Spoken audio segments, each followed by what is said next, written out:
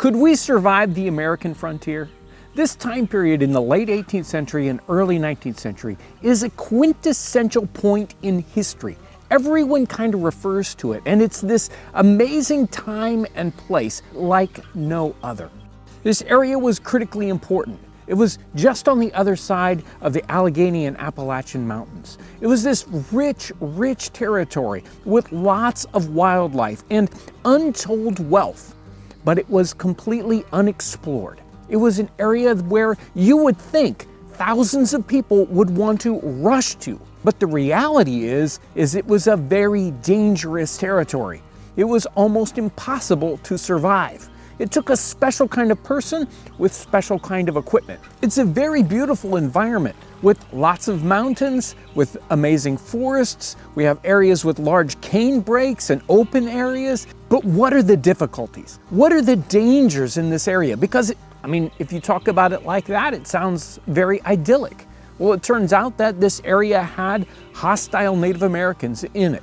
And the Native Americans, talking about that is very difficult because we see Native Americans as a monolithic block. They're all the same. But the reality in the 18th century was we had many different nations of Native Americans all over throughout this region. And their idea of culture and politics, how they interacted with each other, was very different from one nation to another. And it also had to do with whether we were at war at the time or not.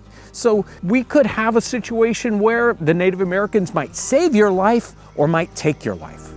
People that are exploring and hunters are just as much of a danger to you in this frontier setting. It took a special kind of person to go into this environment. That means that the other people that you're going to be interacting with, the other explorers and hunters, they're cut from a different kind of cloth. They have to be a special kind of scoundrel to want to go out of these civilized areas and into this very primitive, rugged area. And so they themselves become dangerous to each other. Some of the most famous characters that we know of this time period, like Daniel Boone, have a very, very good character. They come off in history as kind people. But there are many that go into this and they have no ethics whatsoever. They are out for anything they can get. And Nicholas Creswell, in his journal, he speaks of all of these people on the frontier as raggedy scoundrels, worthless people.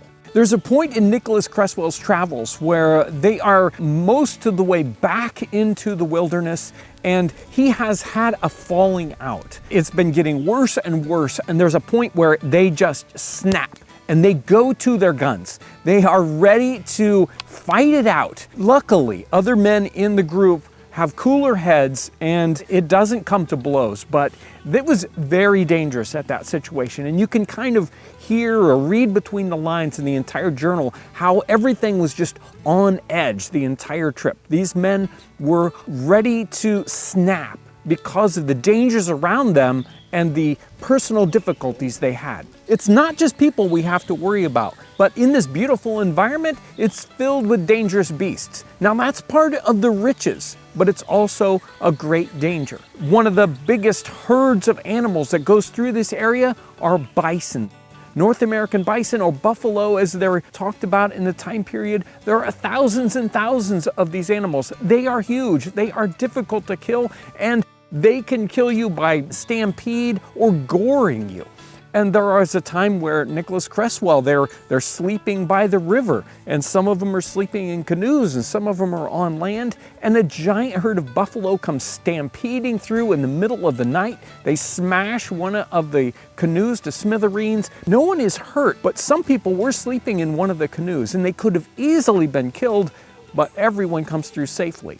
And buffalo can be extremely difficult to kill. At one point in the journey, they are very, very hungry and they find this buffalo who's swimming in the river and they're in a canoe. They grab onto his tail and it pulls the canoe through the water. They shoot at the buffalo multiple times, and yet the buffalo still has all the strength to be able to swim to shore and run away. We have cougar and mountain lion, wildcats in the region. So There are lots of dangerous wild animals that we have to consider constantly. Rivers are one of the things that make this region so explorable, but they're also a great danger.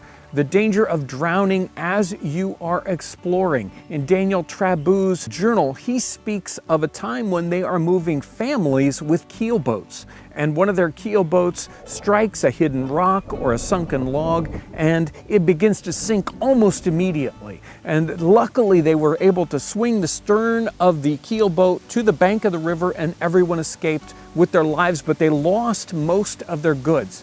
This is happening all the time, and sometimes they're traveling by canoe at night down the river. And you can imagine some of these rivers are huge and have a large quantity of current. So they're taking their lives into their hands whenever they're traveling like that. One of the things we have now that they didn't have then was any kind of modern medicine, and specifically antibiotics. It's difficult to spend any quantity of time in a wilderness setting like this without hurting yourself, at least a little bit. And something like a simple cut could lead to your death on the frontier. Colonel James Smith was traveling from that deep frontier going back to civilization, and he steps on a sharpened stick and it goes into his foot. And he is crippled for the next 10 or 15 days while that heals up. He is in a very dangerous situation. He only has one companion with him to help feed him while he basically cannot move. Nicholas Creswell also had an issue with hurting his feet. He was walking in the river, probably barefoot. He hurts his foot and he is out of commission for a couple of days. He can't move. And you have to keep moving on the frontier. One of the greatest dangers is exposure on the frontier. You have to have the right kind of shelter. And being in something like torrential rains for days at a time or cold weather is very dangerous. Creswell speaks of multiple times where they're in an environment where they really don't have any protection at all. It's been raining for days at a time and they're just sort of hiding out underneath logs or whatever they can do to stay out of the rain. Colonel James Smith was in a similar situation. Luckily, they had a large canoe that they could flip over and stay underneath this canoe. Very, very cramped quarters. There are also situations like this cabin where they would make very, very quick and easy structures to stay alive on the frontier. A cabin like this might only last you a couple of weeks, or you might leave it up for several different years to go back to as you go back into the frontier. There were people that stayed on the frontier over the winter, and a cabin like this was the only way to survive in the winter in the frontier. Cabins could also make you a target for hostile people. So there were other kinds of structures that you could find, places to hide that were found areas, something like a cave, or there's several references to people hiding out in giant hollow trees and using them as a place to live for months at a time. Say you're a person in the 18th century and you're along the East Coast, you want to go into the frontier. How are you going to survive? How are you going to get through all those dangerous things? Well, Nicholas Creswell is the perfect example of this. He wants to do that very thing. He wants to go into the Kentucky area. He's along the East Coast, and the only way he knows that he can survive is to find a guide, someone who has the experience to survive this situation. He asks multiple people for the right person to take him into the frontier. And he does find a guide, someone who knows not only how to survive in that situation, but how to build the canoes it's going to take to get there. So how do you get the experience to survive in the wilderness, to be a guide? Well, Colonel James Smith is a great example of that. He was someone who was working on a road with a large crew of people going into the wilderness area, and he is taken captive. Many people are killed. He's taken captive, and he is adopted into an Indian tribe. He spends several years as a Native American, and he learns all it takes to survive in the wilderness with nothing. A guide is also going to help you not only with losing your way, but dealing with the people that you're going to find along the way. And a good guide knows how to interact with Native Americans. In the second trip that Nicholas Creswell goes into the wilderness, he takes just one other person with him, a guide, and that guide is specifically to help him trade with the Native Americans. He knows how to speak the language, what their culture is like, how to sell things to them, and how to survive with them, how to interact with them. Even if you have the right shelter and you have the right guide, you still have to have the right equipment if you're going to survive in the wilderness. No one goes into the wilderness without a gun.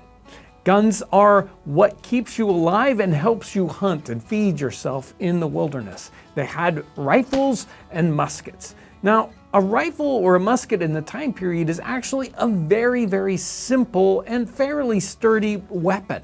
But they had a very delicate little lock structure. This little lock structure with multiple springs and screws could be easily broken. You'd have to have some little tools to make sure you could fix your gun in the frontier. And your gun without powder and without lead, again, is useless. It's nothing more than a club.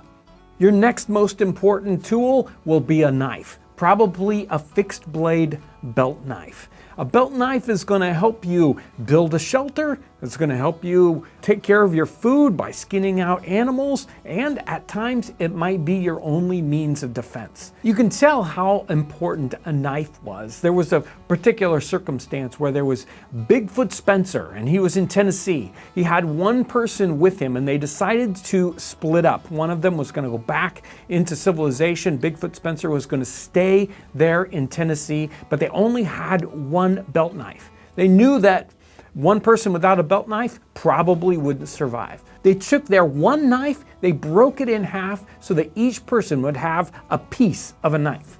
Part of your equipment is your clothing, and you had to have a special kind of clothing as you go into the frontier.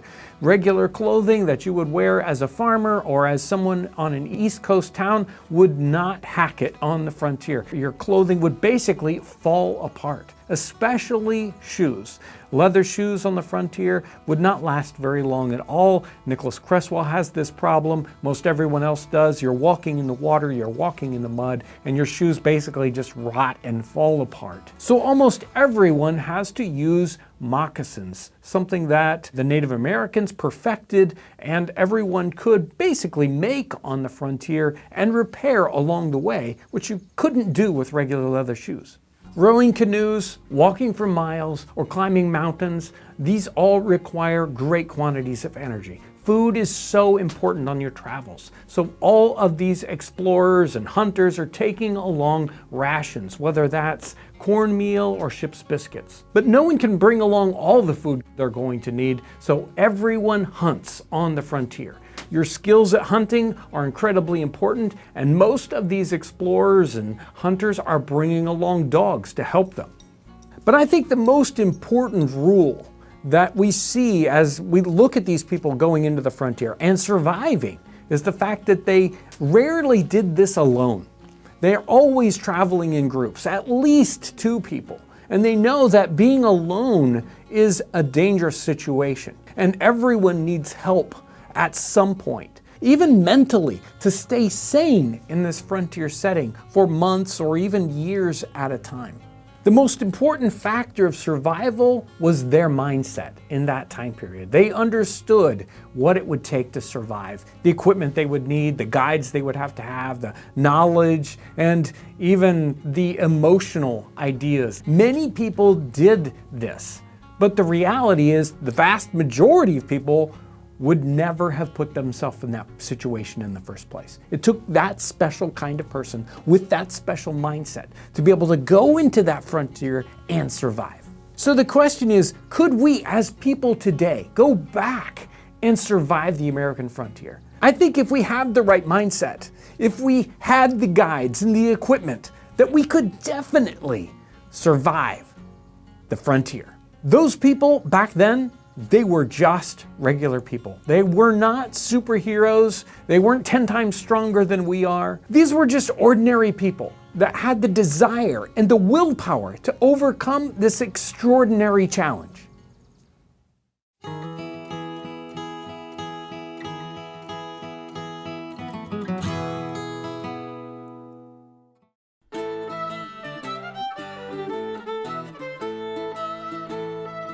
Hey, we're here today with Dan Wowak of Coal Cracker Bushcraft. We're going to be talking about woodland cooking systems. Explain. Yeah, so we're going to make a variety of different cooking systems. When you're around camp and you have just that campfire going, rather than sticking a piece of meat on a stick and struggling with it or burning I do that. it. Yep. So rather than doing that, you can make different cook systems with what's around us here in the environment to really make cooking more pleasurable, make your food better. Right. Not only make rotisseries, but we can make tripods so we can make better stews and really control what we're doing, because we need to think about the long hunters out there. They had very limited meat at certain times, so they didn't have the option of burning the meat or absolutely dropping it and losing it in the fire, so they had to be a little bit more particular. So if you make a nice cook system, you can not only feed yourself better, but you do have multiple men. You could set up cook systems so everybody can do what they need to do around that campfire. So what do we need for getting this done? A variety of different branches out here, so we're going to go pick some and then we'll get started with the systems.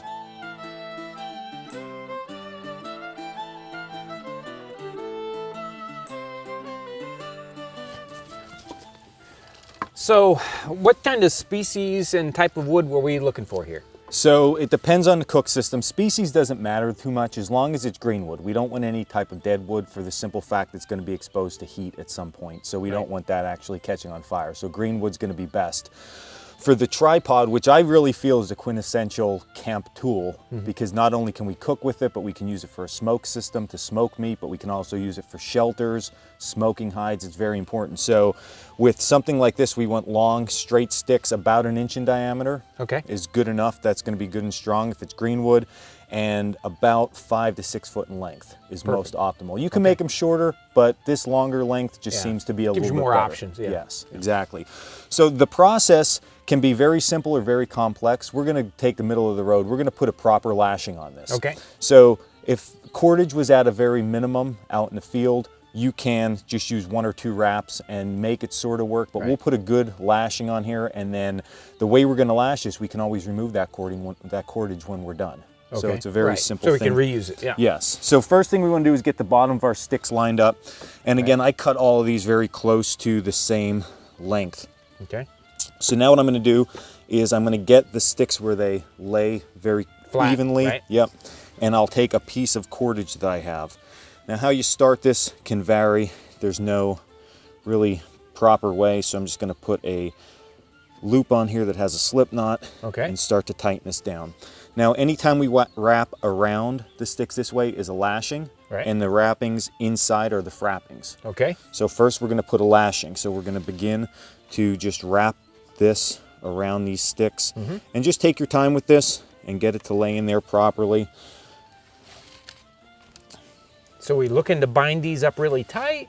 Well, you can. It depends on what project. If this was a shelter, I would really want to bind these up good and tight so it doesn't move. One option you could do to bind these up tight is take just an extra piece of stick that I gathered while I'm out there and use it as a toggle just to tighten that up. Now you see how that bunched up? We don't want that to happen. So we're going to just open that back up a little bit and use our knee right here to keep that in line. And I'm just going to tighten that down. So for every 3 lashings, 1 frapping is a good idea. So it doesn't have to be exact, but as long as we're close with that, I think it's going to hold up just fine for us. So I'm done my lashings there. I will grab my toggle again just to put a little bit of tension on that.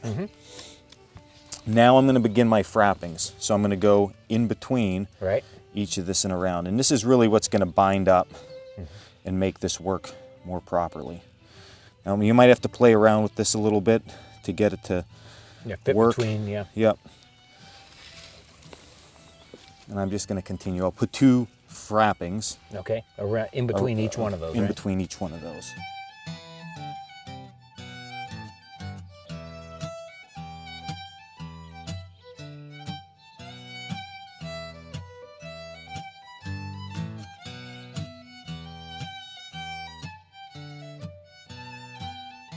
And really that'll be it then at this point. So we made our lashings and our frappings. Now to finish this off, you could do several different things. We're just going to put a half hitch in here just to hold it. Simple, Just something simple to hold it in place.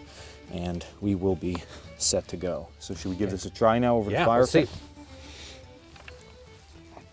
All right, so very simple, just open it up. And you can feel it's a little bit tight now, but Yeah. that will adjust over time as we loosen up on that. And this is our leftover? Now, yeah, so we always want to make sure that we have leftover cordage because it's very simple. Then we take that toggle I was using to tighten down that lashing, and with just a very simple slip knot, so I place that simple toggle on, if you'd like to grab that pot, and then we just use that bail to hold our pot in place. Look at that. Now the beauty of this system is, number one, we can make very fine adjustments by just sliding our tripod in. See, we got some height, or if you want to grab that leg and open that up, we can even get lower. And then if we need other type of adjustment, we can also always wrap this over the top. Sure.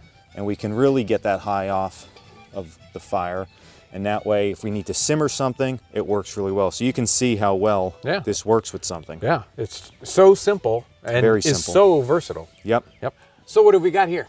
So we're gonna make a pot suspension system. And the beauty of this system is that you can put multiple pots on the campfire. You can make it as big as you would need. So if you have a real big long fire and multiple minute camp, everybody can use the fire equally. So what we're gonna need to do is we need 2 uprights that are Y branches. Okay. Now these can vary in length. I like to say around 3 foot in length is best with a Y on top. And then on the outside of your fire pit, you're gonna just push them straight down inside. So if you wanna give a little push down to that one, get them as level as we can.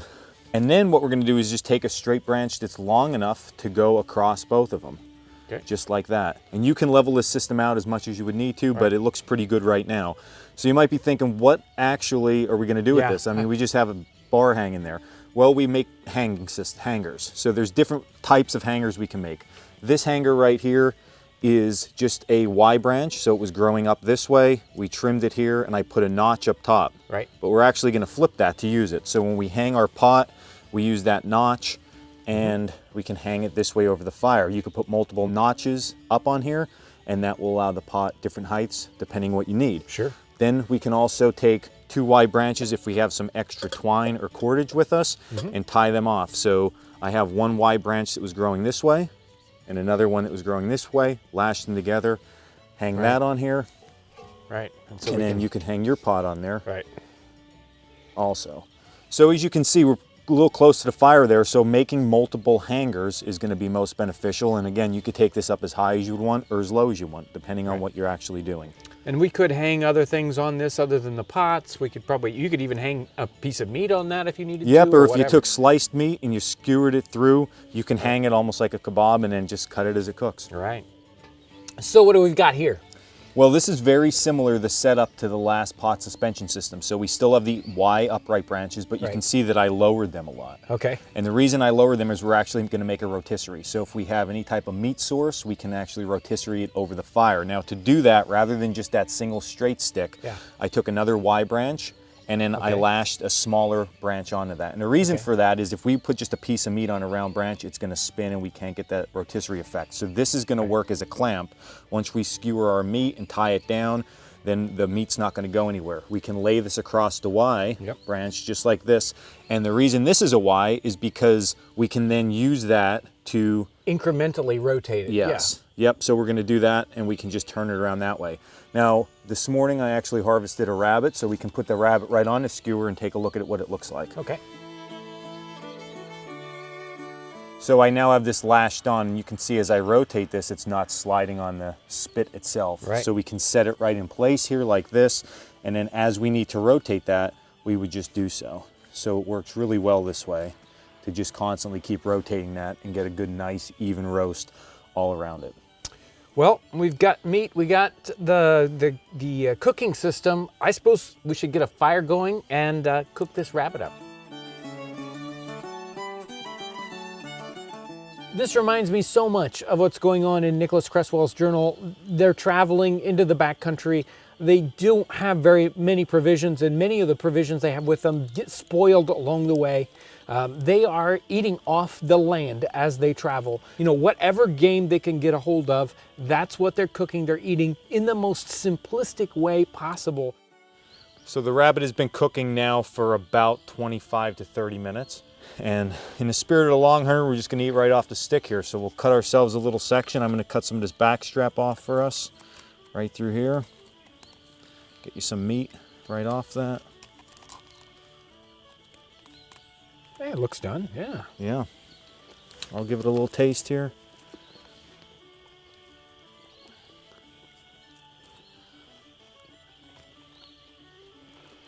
Smoked rabbit. Yeah, rotisserie style. Yeah. Really good. And if you're hungry and didn't eat for a couple days, it'd be really good. Yeah, and no gaminess at all on this thing. Nope. It's wonderful, basically chicken flavor, really. Yeah.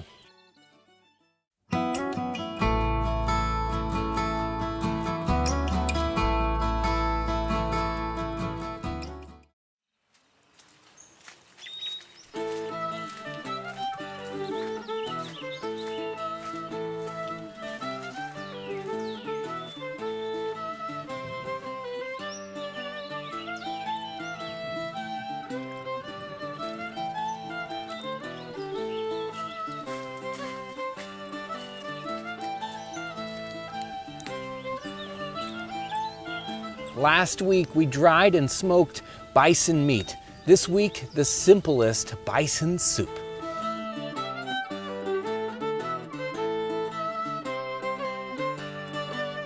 Just like last week, the ideas for this episode actually come from the journal of Nicholas Creswell, 1774 to 1777. And here's a little bit from his journal. Kentucky River, Saturday, June 10th, 1775. The people at the camp we lodged at last night gave us some smoked meat.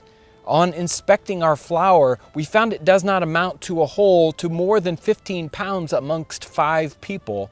Must have no more bread, but save our flour for soup. So this week we're going to be using some of that same smoked and dried bison meat that we actually smoked up last week, and it tasted so good. It's so wonderful for something that you can just put in your mouth and eat right away, but sometimes you want a real meal. And so we're going to take just a little bit of flour, just like Nicholas Creswell had, just a little bit of flour that they decided that they would no longer go ahead and make the little bread cakes right there on the fire like they were before. That was a waste of the flour. They were going to spread it out and they were going to use it in soup. So we're going to take a little bit of our bison here and a little bit of flour and make some soup.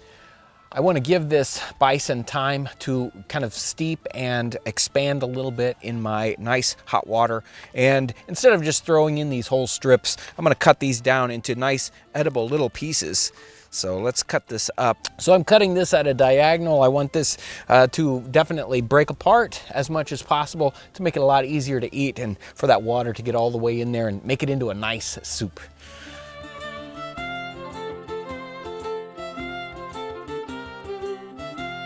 We're gonna let this meat sit in there and stew a while. We want that flavor to get all the way out and into our soup. While that's cooking, let's talk about flour. Flour was a ration, one of the provisions that they brought along with them on this journey, and it was of a great concern about what happens to this ration. They didn't bring enough, and some of that gets damaged along the way. He writes in May 25th, 1775, on inspection, we find our flour much damaged. We're obliged to come to an allowance of a pint a man per day. Had we come to this resolution sooner, it would have been better. Great quarreling among the company, and then later on the next day he writes, our company still continues to be crabbed with one another, and then I believe it will grow worse as the bread grows scarce. And of course he does find that to be true. The whole group of people, they get very upset with one another. There are quarrels, they have fights, and they break apart at different times.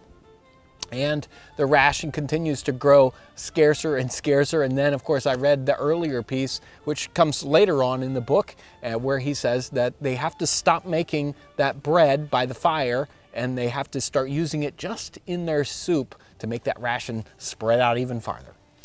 Our bison has stewed up here for quite a while. Longer is probably better in this kind of situation. It really takes quite a while for that boiling water to break down the meat and get it to be soft. This one's cooked up about 45 minutes, or maybe it's been an hour or so, I'm not really sure. But it's starting to definitely soften up a little bit, and depends on how long you want to take this to cook. I'm gonna go ahead and let this cook for quite a while, but now I can go ahead and add a little bit of my flour into this. I'm only just gonna use a little bit of flour here just to thicken this up, because obviously I've got a very small ration here and it has to last a long time. So I'm gonna put this in and stir it up so that it doesn't kind of turn into little dumplings. It'll try to do that anyway, and that's, you know, that's all right. But if it boils for a little while, it'll break up and get a little bit smoother. And even Nicholas Cresswell, he did have at times something just a little bit more flavorful. He talks about when they're drying the beef, if you've got salt with you, it makes it much more flavorful. And I just have this tiny little supply of mushroom powder, which is a lot like salt, but a lot more flavorful. And I'm just gonna put in just a smidgen of this mushroom powder. You know, he really talks about that people get really bored with the same thing over and over again, and it doesn't take much to make something really special when you're on the trail.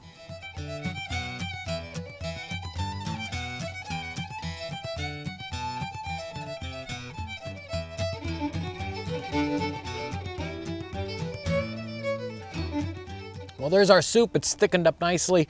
It's made of just water and the bison dried up and just a little bit of flour and of course the tiniest bit of flavoring. Let's see how it tastes.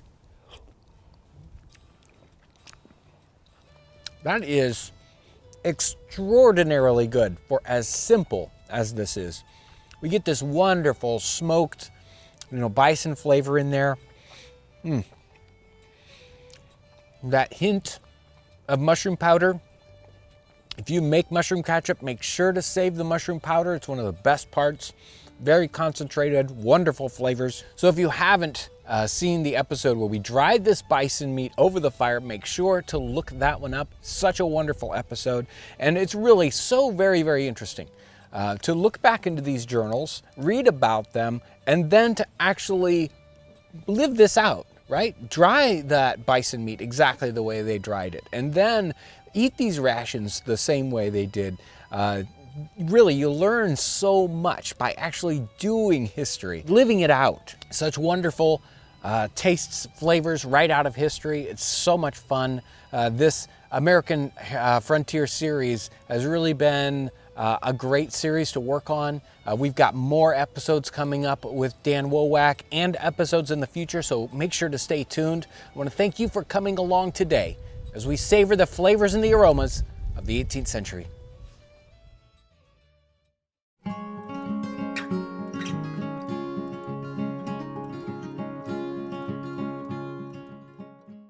Exactly 250 years ago, in the spring of 1775, Nicholas Cresswell was traveling from the area right around Pittsburgh, down the Ohio, up the Kentucky River, into the interior of Kentucky. Now, this trip sounds easy today, but in the time period, 250 years ago, he was inexperienced. He was in his early 20s.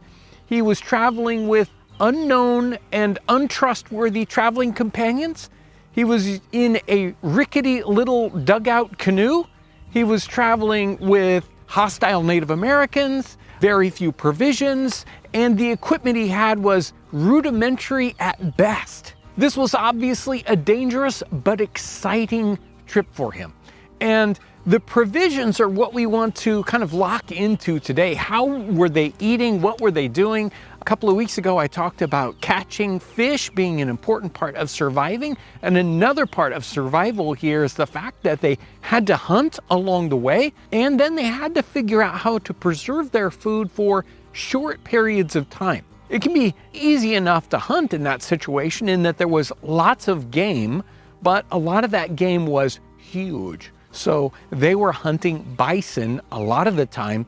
And when you down a bison, you have, 800 pounds of meat. What are you going to do with that? You have to continue to travel. You, of course, can eat fresh meat for a day or two, but what happens if you need that food for a week later, 2 weeks later, 3 weeks later?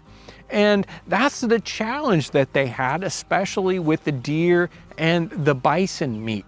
So they went through great stretches of time when there was nothing to get, no deer, no bison, and so they had to carry along some of their provisions. They need to figure out how to preserve their meat so that they'll have food 3 days later, 5 days later, maybe 2 or 3 weeks later. And they're using a method called jerking meat. Now today, of course, we would call it jerky, and it is just simply smoking and drying the bison or the venison over a fire. For Nicholas Creswell, this was a strange method of preservation. He hadn't really dealt with it before, so he describes it. And this is May 18th, 1775. All hands employed in curing our buffalo meat, which is done in a particular manner.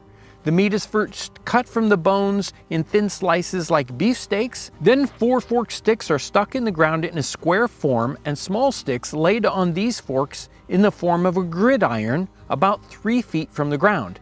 The meat is laid on this and a slow fire is put under it, turned until it is done. This is called jerking the meat.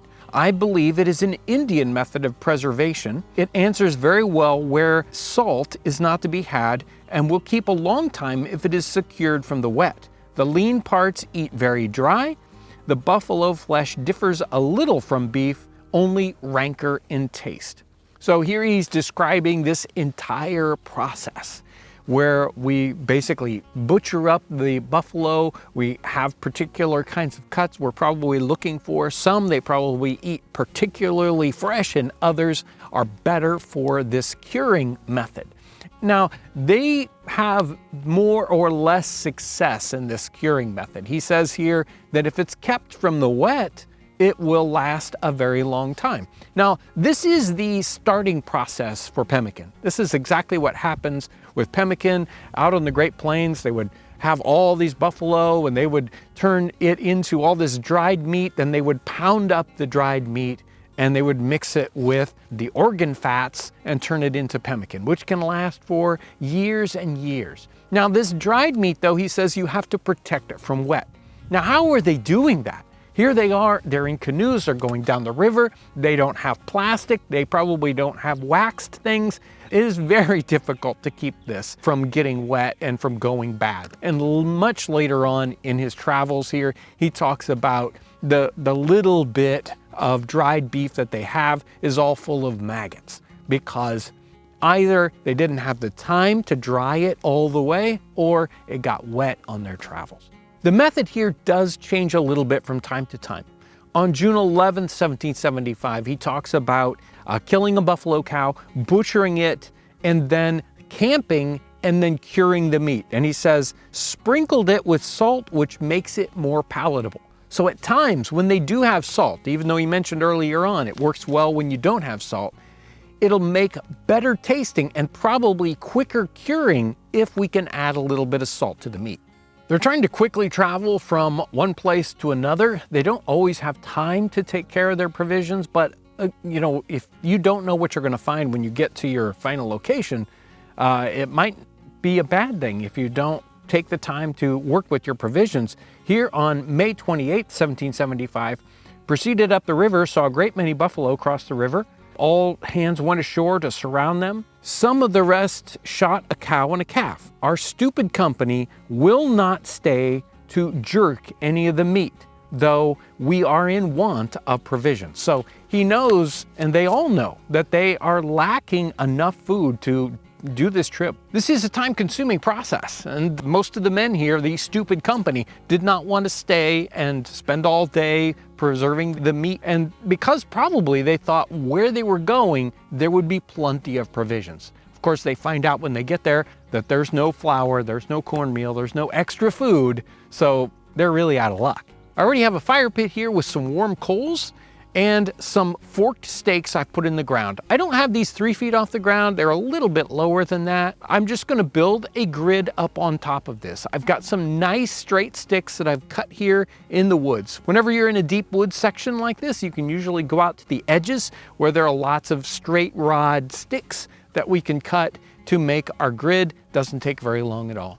We can cut this beef a lot of different ways, but what we want are long, thin pieces that are across the grain. So I've got a particular kind of round cut here that I can cut across the grain in very large sections and cut it into strips so that it's easy to eat. If we cut this along the grain and have strips that really hold together well, that's the problem. When they're dried, they'll be like rope and they'll be very, very difficult to eat. The process here is all about drying. We don't want to cook the meat. That's why we have it this far off of the fire. In fact, this might be a little too close to the fire. Might cook it more than we want it. We're trying to just drive all the moisture out. Now we have the smoky fire going on here to keep insects away from the meat. We don't want any of that kind of contamination to it. And that's the reason why they would have that. So we could do it with the sun. If we had a very low humidity day, that would work.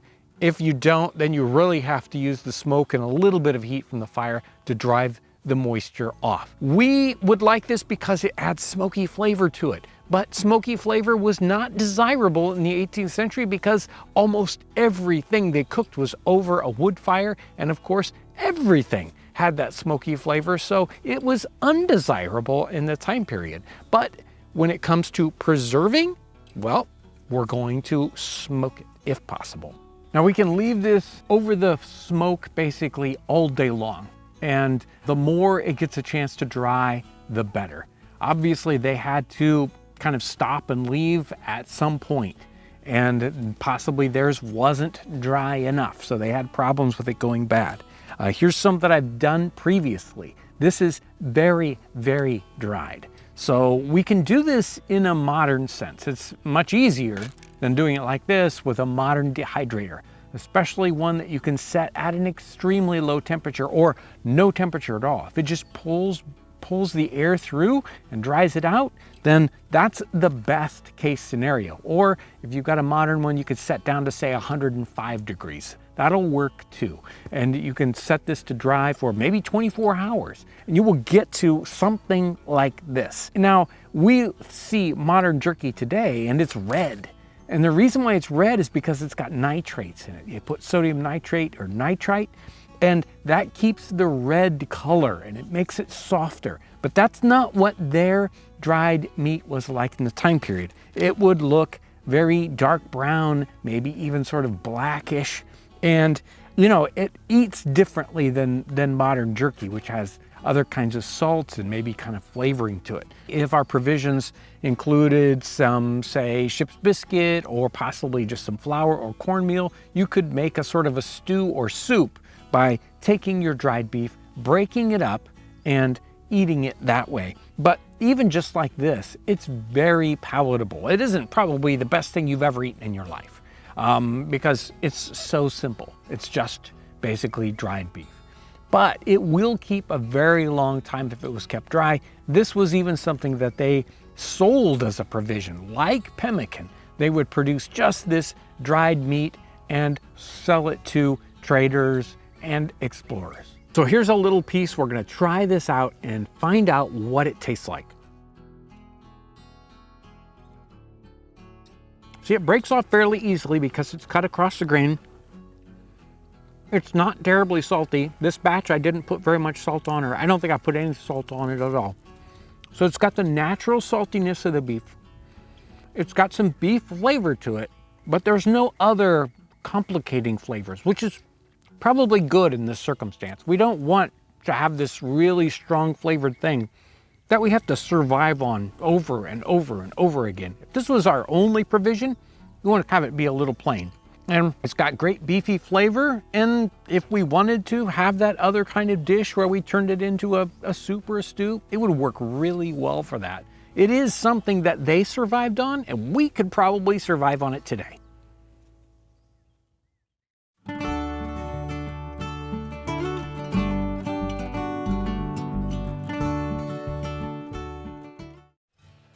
We've got a very special episode for you today. It's very experimental. We're going to be working on parched corn, and a very, very important part of living life in the 18th century and even the 17th century. Thanks for joining us today on this episode. Corn was such an important food for the Native Americans and the settlers in the 17th, 18th, and 19th century that we really have to spend a lot of time on it. It is a very, very interesting topic, and corn was prepared and used in so many different ways. Sometimes when it was green, when it first came up, or when it wasn't fully mature, and then when it was ripened and dried. Well, today we're going to be focusing on parched corn. And this particular kind of preparation was so important for long journeys and for storing this food for winter to be used at different times of the year. So this is going to be a lot of fun. There are a number of different descriptions about how parched corn is prepared and a number of different kinds of corns that we are going to be using today. And one of the reasons for this diversity is because this product was made over a long period of time by a lot of different kinds of people. So you can imagine there are many different ways to do it. That's what we're going to have fun with, experimenting with all these different kinds of corn and all these different kinds of preparation methods. I've got some small kerneled popcorn. Popcorn is actually very similar to 18th century corn in that it is a flint corn, and many of the kinds of corns that they had there in the 17th and 18th century, the Native Americans, they had a very small kerneled corn. It was actually sought after. I've got a little bit of, this is hominy corn, actually not made into hominy yet, but made to be turned into hominy. It looks like a bit of a dent corn. It's just a yellow corn, looks very interesting. I've got some hominy here, some dried hominy. That's going to do some very interesting things. And I've got just some straight Indian corn. It's a mix of colors. It looks like a flint corn. It doesn't have any dent in it. That should work well too. Lots of different corns, lots of things to experiment with. Let's get started right now. You know, the first method I'm going to try out here is very, very simple. Kind of reminds me of how we did the roasting the coffee over the open fire. I've got a little frying pan here. I'm just going to start off with my just straight Indian corn, and I'm going to toss it in this frying pan. It's kind of been pre-warmed up. This method really is the most obvious one, but you definitely have to have a certain kind of pan to do it with. This also is only going to work obviously with some kinds of corn. So as this starts to warm up and starts to get heated, you want to keep this moving in the pan, and you can start to hear the kernels popping. Now this isn't like real popcorn. If it was real popcorn, it'd be blowing out of the pan, and that's why for this particular method, I'm not going to bother to use the actual real popcorn because it would be flying everywhere. But that was one of the things that happened in the 18th century, and one of the reasons why we'll talk about other methods here in a little bit.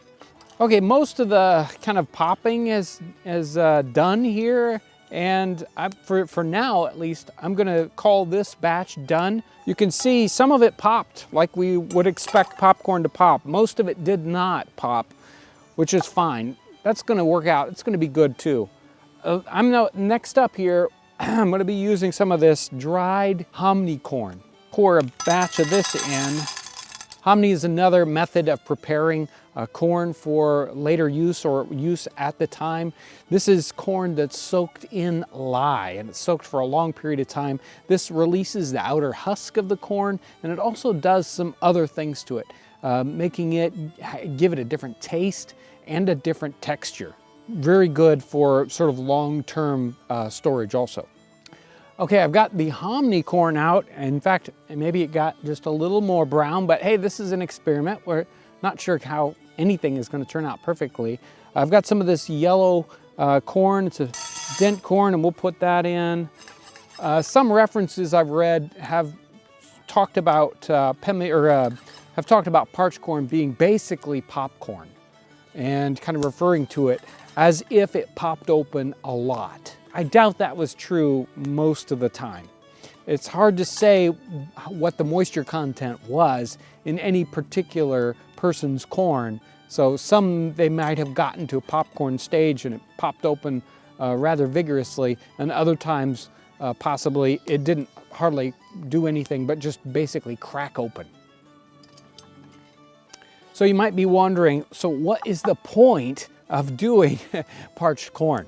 Well, there's a lot more to it than just simply toasting it. We're actually driving out any excess moisture. And another thing that's happening is that we're turning a super hard kernel into something that's much more easily ground up or pounded up with a mortar and pestle. It's also changing the flavors of it. We're changing some of these starches to sugars, and this toasting action is going to give it a completely different flavor than you would expect from just mere cornmeal. So there's many different kinds of things happening. And as we take our parched corn and we grind it up, we're actually going to be taking it and putting it into a much more compact form at the same time. This in turn creates the perfect food, the perfect survival for food, if you will, because it has almost complete nutrition, or at least let's say it's nutritious, has a lot of energy and packed in for the amount of weight that you get. And it's not in a big bulky form either.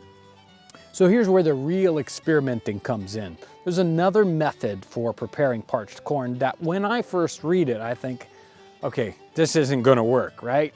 But here, let me read to you. This is a piece out of Benjamin Franklin's piece on, he had a pamphlet basically on maize, right? So here's what he talks about. He says, an iron pot is filled with sand and set on the fire till the sand is very hot. 2 or 3 pounds of grain are then thrown in and well mixed with the sand by stirring. Each grain bursts and throws out a white substance twice its bigness.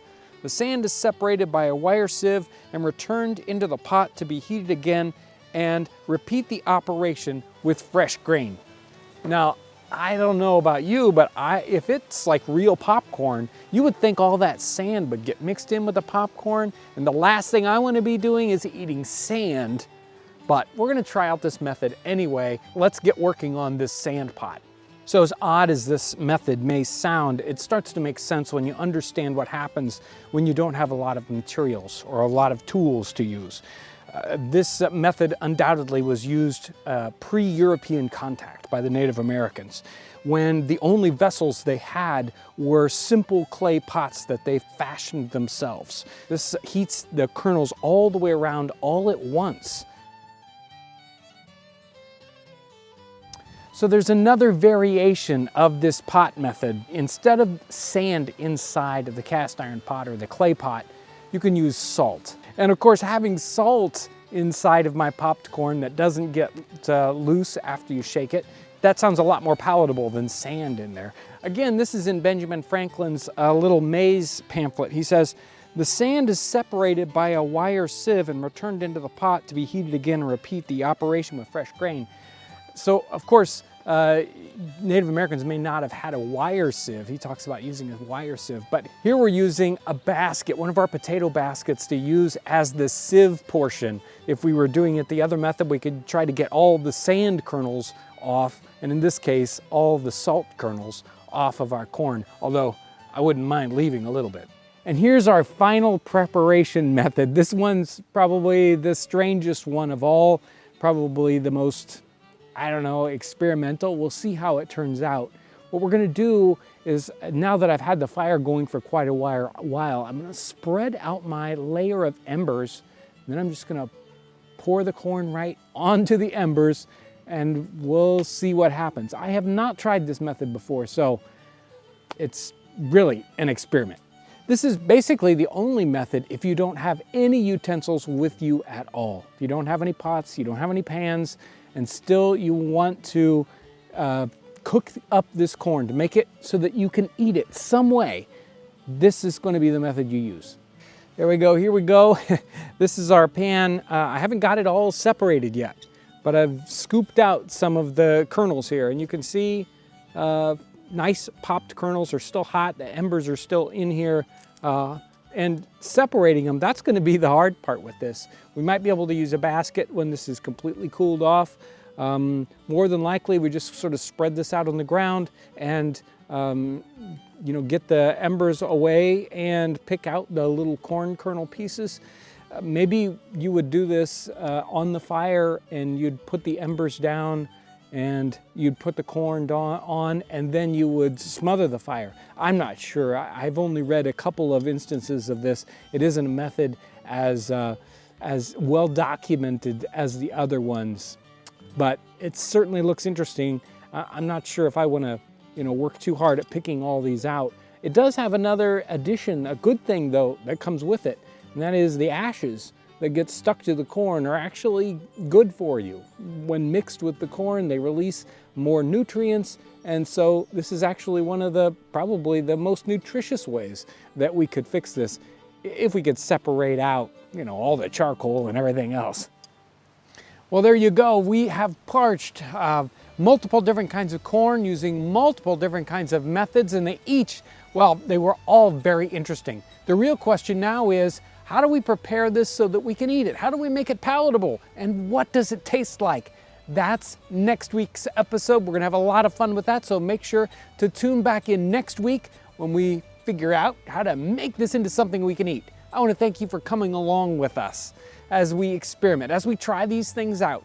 How do we rediscover what happened 200-300 years ago with corn? This is so much fun. I want to thank you for coming along as we savor the flavors and the aromas of the 18th century.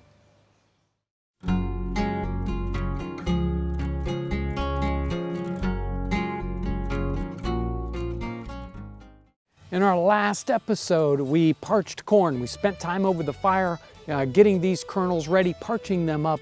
Now we have to prepare them, turn them into something we can actually eat. Thanks for joining us today.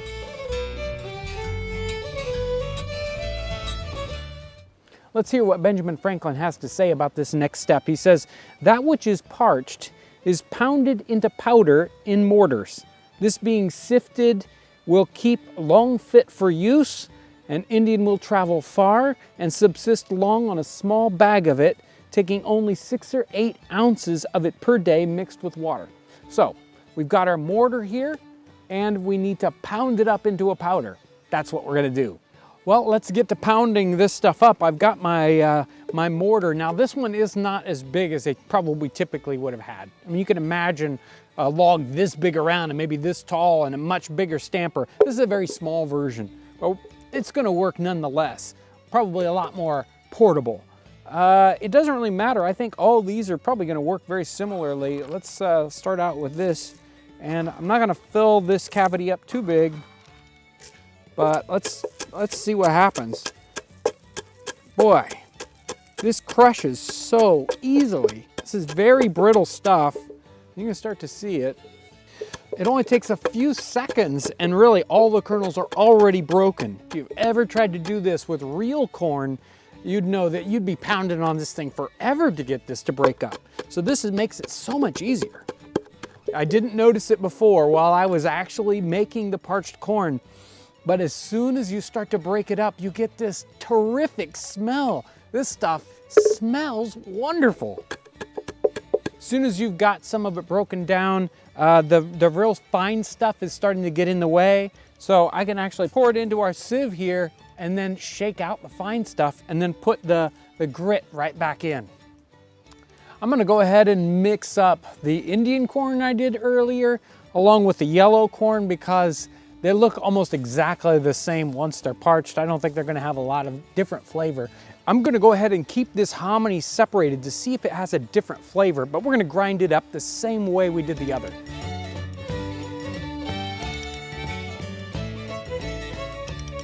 Here are the two bowls. We've got this is the hominy corn, or the actual dried hominy that's pounded up after it was toasted, baked, parched.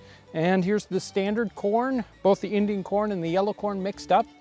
And of course, I've got the grits here left over. Now, we're not gonna actually cook these grits, but they would have been prepared by boiling them in water for 2-3 hours, maybe even 4 hours to make a special dish. We don't have time to do that today. Maybe we'll do that in a future episode. But what have we got here? This powdered meal would have been eaten in 3 or 4 different ways, possibly more, but we've got some very simple ways. This would have been taken on the trail and eaten. Basically, put this in a leather bag, take it along with you. This is all you've got to eat. You'd mix this with water, and we can do that. We can, without even cooking it, take a quantity of this meal. We're gonna put it in a little bowl here and mix it up with an equal quantity of water.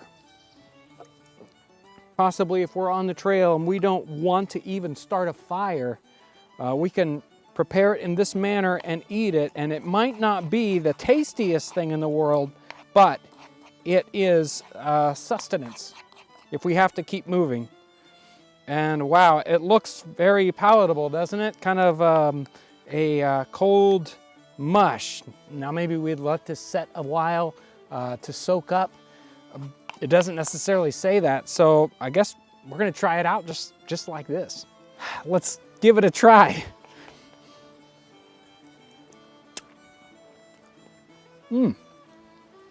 Definitely an interesting flavor. There's a lot of flavor here. I mean, if you just took straight cornmeal, you probably wouldn't think it tasted like anything. This, in its essence right here, definitely gives you a flavorful feeling. It's sort of like eating solid coffee, or coffee grounds maybe. But maybe, I don't know, I've never eaten coffee grounds, so it has to be much worse than this. But it's got a little bit of a burnt flavor, but that also kind of brings in a saltiness that you wouldn't expect out of something that is totally unseasoned at all. So it's actually got a lot of flavor to it, even in this totally cold sense. Let's try maybe baking it up a little bit, seeing if we can make it a little bit more palatable. So let's try cooking this up. I'm gonna add a little bit of water here to our pan. And we're gonna use the hominy meal this time. Let's stir this up. I don't wanna overcook this. It seems to cook up pretty rapidly. Now, if I really wanted this to break down, I'd probably cook this really, really slowly. Maybe I'd take a little brass kettle and make a very porridge out of it. Let's see how warm it is here. Yeah, it's nice and warm. So I didn't necessarily cook it up a whole lot. I just wanted to try this out to see what happens when we get it warm. It did a little bit of cooking here. You could see you don't want to heat this up too quick. Yeah, well, again, it's got a lot of flavor to it. It's bringing a lot of that burnt flavor in. So, depending on the kind of taste you want, you might not want to take your parched corn as far as I did. Many of the corn that I used in this kind of really blackened it up. If you like that kind of burnt popcorn taste, then maybe this is the perfect thing for you. I can tell that it definitely would have a lot of flavor compared to some bland things. Again, this is completely unseasoned. There's definitely a lot of flavor here. Maybe not something that our modern palates are expecting. So not only can we eat this paste either hot or cold, but there's another way we can actually eat this, and that is as a drink. And this is mentioned in multiple different accounts, and specifically the Iroquois had a drink called sagamite, where they would take this same sort of meal and add it to water, where it's mostly water, and let that set like a tea possibly, and then drink the water off of the top of that, leaving the meal behind, maybe even straining it out. So I've let our sagamite, they don't actually know exactly what sagamite was like, but I'm guessing here. Other drinks were exactly the same kind of way. Let's test this out. I've kind of let this steep for a little while, like you would let tea brew, but it's just in room temperature water. Let's find out what it tastes like. Actually, very nice, slightly flavored water. I'm sure that we could probably brew this in a couple of different ways if we wanted to bring out more of the flavor. But if you wanted to give your water something a little extra, maybe it didn't come from the cleanest source, maybe it's got an off taste to it, this might be a good way to bring some flavor into it and maybe push down the flavors you don't like so much. But there's a lot of different things you can do with this. One of the last ways, at least we're going to try in this episode, is a simple ash cake. We can take our meal, mix it up with a little water into a paste, and cook it right on the coals. Just like we've done ash cakes before. If you're interested in more on ash cakes and different ways of making them, make sure to check back. I'll put a link down in the description section that points to our other ash cake episodes, or at least episode. Okay, here's our ash cake. It's all cooked up, and it's still got some little coals stuck to it. We can just brush that off. It's a little charred around the edges. We can just break that off and mix into a nice little bread, sort of like cornbread. Again, this is completely unflavored with anything, no salt, no nothing. It's got a nice texture to it. Got that same kind of flavor, maybe not quite so strong. Actually makes a really good ash cake, depending on how you cook your parched corn. Excellent way to cook it. So there's so many different methods that you can prepare this parched corn and eat it, even in this meal form. So these have been two pretty intense episodes, a lot of information. We parched the corn, then we ground it. We tried different types of cooking methods, different types of corns, and then different kinds of ways to cook it. There's so much to learn about parched corn, and I'm only just skimming the surface. There's more to learn. You know, it's one thing to read it in a book. It's another to actually try it out. We learn so much more when we try these things out rather than just reading it, right? I love this. I want to thank you for coming along as we try these things out, as we savor the flavors and the aromas of the 18th century.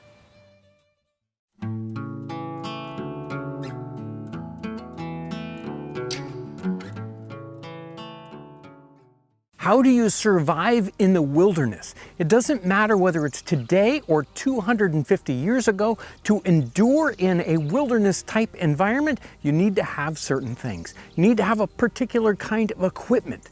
You need to have experience, and you need to have the right attitude. Today I want to talk about the survival situation of 1775. Nicholas Creswell was traveling in the interior parts of North America in 1775. He was a young English gentleman who came to North America to seek his fortune, and he thought possibly his fortune was on the frontier. So he takes a couple of trips into this interior part of what we now know as Kentucky. And he does this with some, let's say, rough gentlemen. To survive, he needs to have certain kinds of equipment. And everyone who goes into the wilderness of Kentucky in this time period is going to have a musket or a rifle. They're going to have a belt knife and a belt axe, and they're going to have fishing tackle. I want to hone in on the fishing equipment concept here because I don't think we think about that too much when we think about today going out into the wilderness. We don't imagine that a fish hook and some fishing line is maybe one of the most important parts of our kit. So as Nicholas Creswell is traveling into the interior, he's traveling on the rivers, at least in his first trip. They spend all their time on the rivers. And the rivers are an amazing resource for North America. We have some of the most intricate and navigable inner waterways of any place in the world. So our rivers are very, very important, and they were extremely important in this time period. If you want to get quickly into the interior, you're going to go by river. And of course, in the rivers, we have a wonderful food resource, which are the fish. And today we shy away from eating fish out of our inner waterways because of pollution. But in the time period, the fish were prolific and of course, very clean. Nicholas Creswell, at the very beginning of his journey, he spent several days gathering provisions. He found them scarce and expensive. He knew, and the rest of the group that he traveled with, knew that they were going to have to survive on the land. They were going to have to hunt for their food. It was the only way to feed themselves. So they took along all this equipment, muskets and rifles, knives, and fish hooks and fishing tackle. The entire trip, they mostly survived on what they found on the land. They ate bison, they ate deer, they ate turtle eggs, turkey, and catfish. In Nicholas Creswell's journal, we have several references to them catching fish and eating fish on this trip into Kentucky. Here is May 30th, 1775. He says, "In our absence, those at camp caught a large catfish, which measured 6 inches between the eyes. We suppose it would weigh 40 pounds. That's a lot of food." On May 7th, 1775, we have a long entry, and part of that is one of the company caught a large catfish which made a most delicious pot of soup. Now later on, when they're coming back, they are struggling because they are out of all their provisions. Many of the guns don't function, and he mentions specifically that they've lost all their fish hooks and fishing line. Now, I thought this reference specifically to making the fish soup was very interesting because if I was out on the river, I caught a catfish, the first thing I would think would be to fry up that catfish. Why would I go to the complex problem of making a soup? And we'll kind of discuss that as we're cooking here. We're gonna cook up both a fish soup and we're gonna fry some fish. To fry up this catfish, we need to have a nice little fillet, so cut off a fillet off your catfish and skin it. And now we're gonna take our very small frying pan. In this circumstance, I have beef suet. Now, they had been capturing a lot of bison, so they might have suet, and I'm taking a small amount of flour. And yes, they had flour along with them on this trip, and just breading it on both sides. I don't have any egg whites, I don't have anything like that with me, so just a little bit of flour. And then we're gonna just drop that into our pan while it's nice and hot. Fish is such a very delicate meat. You don't have to cook it very long, so just fry it up on one side. When it feels like it's cooked about halfway through, flip it over, and it will take a little less on this side because the bottom is already hot. So take it off the fire and we can make sure to eat it up while it's hot. Our fried catfish is ready to try out, and you know, this is just the ultra simplest way to cook it. And here we go. It's got wonderful smells, wonderful texture. The taste is incredible. There are no real spices here. It's just a little bit of flour, maybe a little bit of salt and pepper. That's all you need. Right out of the river and on the plate. I don't know, why wouldn't they do this? After my 10th reading of Nicholas Creswell, this was the mystery that popped out to me. You catch some catfish, and then what does he talk about? Making catfish soup. Why wouldn't you just fry it up? So much quicker, so much easier, less ingredients, and it doesn't take very long at all. Well, I think I know the answer to that. And the answer to that is most likely that they didn't have a frying pan with them. More likely they've got a little brass kettle like the one I've got back here on the fire. And these brass kettles are lined with tin. They do not like to fry things. So that is probably the reason why they simply didn't just fry it up. They didn't have, large frying pans. You're trying to cook for, 8 people, 10 people. I'm not sure exactly how many people he had on this trip going in with him, but it was a number of men. And so the best way for them to cook their catfish was making a catfish soup, and that's what we're gonna do now. This catfish soup recipe is a lot more challenging. We just have a description. We just say it's catfish soup. And we don't really find catfish soup in an 18th century cookbook, so we have to kind of figure it out along the way. Now we have examples, 18th century soup recipes, but they're very complicated. We make a fish stock, sometimes by boiling a fish head and the fish tail and taking that out, but we're not gonna do that. We're gonna make a very simple, basically a fish succotash. I've got some corn. And corn is another one of those products that they had along with them. He describes this corn multiple times. So we've got corn and we're going to soak it and boil it. And boil that for quite a while. It takes this corn a good long time of boiling before it starts to soften up. So you might need to boil it in an hour or two. Just take a piece out every once in a while and bite it and see if it is at the right texture that you want to eat it at. You can cook it a little bit less and have more tooth, or let it really soften up. And this is like a dried hominy style corn. His corn may have been a little different. He talks about it being sprouted, but we're using this hominy corn. There's also a reference when he's coming out of Kentucky that they still have flour and they still have some bacon and corn. And here we're going to be using a little bacon. Now, originally, you might want to basically cook a little bit of the bacon in the bottom of the pan, very gently, very quickly, and then we're going to put our soup on top of that. Or in this case, I'm gonna cook a little bit of bacon in our frying pan, and then I'm gonna put that in with our cooked corn. And then at the very end, 15 minutes before we want to serve this, we're gonna put in pieces of our catfish that are chunked up. We're gonna let this boil for 15 minutes, and then it is ready to serve out. It doesn't take very long for this fish to cook up. Our catfish stew is done. And we've got some wonderful smells here. We got a little bit of bacon. We definitely have that corn coming through, and then a little bit of fish, but it's not the yucky fish kind of smell. So let's give it a try. Now I'm gonna just pull out a piece of the fish itself. It didn't have to cook very long. The fish only needs to be in there about 10 minutes. It was perfectly done and not overdone. And the corn has a good texture too. There could have been a number of reasons why they chose to make a soup instead of just frying up the ingredients. One of the possibilities is they thought stew and soup it was more nutritious because the liquid element, that they weren't frying away the goodness.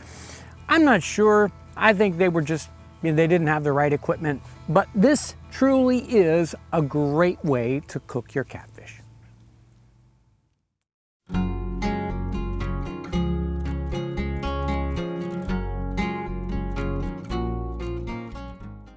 In today's episode, we'll be cooking and eating mushrooms from the woods.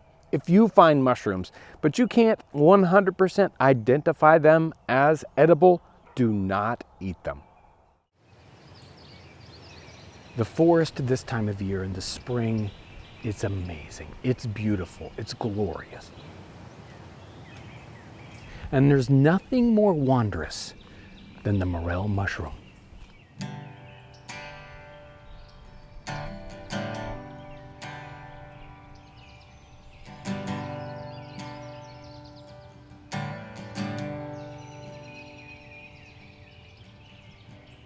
Morel mushrooms have a long tradition in my family. And right now we're in the middle. In fact, we're at peak morel mushroom season. And here they are. These things are glorious. They're wonderful. And my family's been, picking them, hunting them. Really, you don't pick them, you hunt mushrooms. It's funny that my wife's family, the side of the family that's from this area in the Midwest, had a long tradition of looking for morel mushrooms, and yet my wife's mother's family was from out east. They thought they were deadly poison, couldn't believe anybody would eat these things.